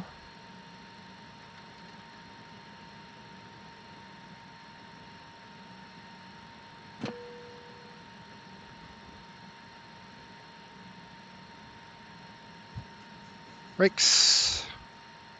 Now here comes the gate. That's nice. Gate's right there. Brakes are on. APU. Buses are on. Let's throw number 1 down. That is down. Welcome to Dallas. That's awesome. Really cool. Let's go and shut the pumps off here. Let's do our little shutdown checks. That's off. That's off. Come over here. We'll get the aircraft. Anti-collision light is off. That's it. Go on the overhead. We'll call for the external. We'll get the air cart, and we'll get the other pumps. I'm going to leave 1 pump on. Let's throw the F pumps off here, and then let's go ahead and go into our EFB, which is back here. I gotta shut the door. All right, let's go over here, and we're gonna go here. That's opened. We're gonna do ground GPU. We'll go to the AC cart. And then we're going to go to start onboarding. We're going to deplane. All the doors are going to come open. Click, click, click, click, click. And then we will turn nothing. Where to go? Oh, here it is. We'll go aircraft. We'll go ahead and put the power on there. Power is connected, and we will go ahead and turn that on right now. You see the external power? We're going to throw those on the buses. Now it won't do anything because the APU is still running, so you have to do that. Shut that off. And then your buses are going to come on. We're going to turn off the APU. Right here. APU is coming off. You got no air. They're going to turn on the air here. This is going to come off. This is our bleeds. For the supply, that's done. Seatbelt sign is now off. And that is it. Well, I hope you enjoyed this. We landed with about 12,300 pounds of fuel. That's plenty of gas on this airplane. One thing we'll do is open the door. We're going to go ahead and unlock it, and you could see now, you could go back out of the aircraft. The doors open, and that's it, folks. That's all we wrote. Let's go outside.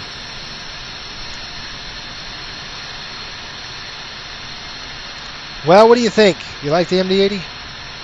Pretty cool airplane.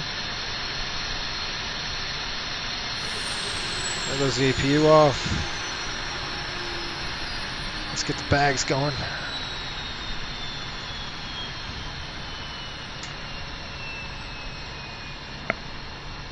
Awesome stuff.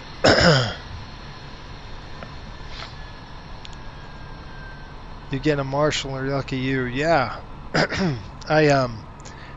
Before I landed here, I programmed, I think, this gate Alpha 17. I forgot the gate when I was flying in, so really cool. I hope you enjoyed this flight. I sure did. I love flying this airplane. We'll do more of it when we can. But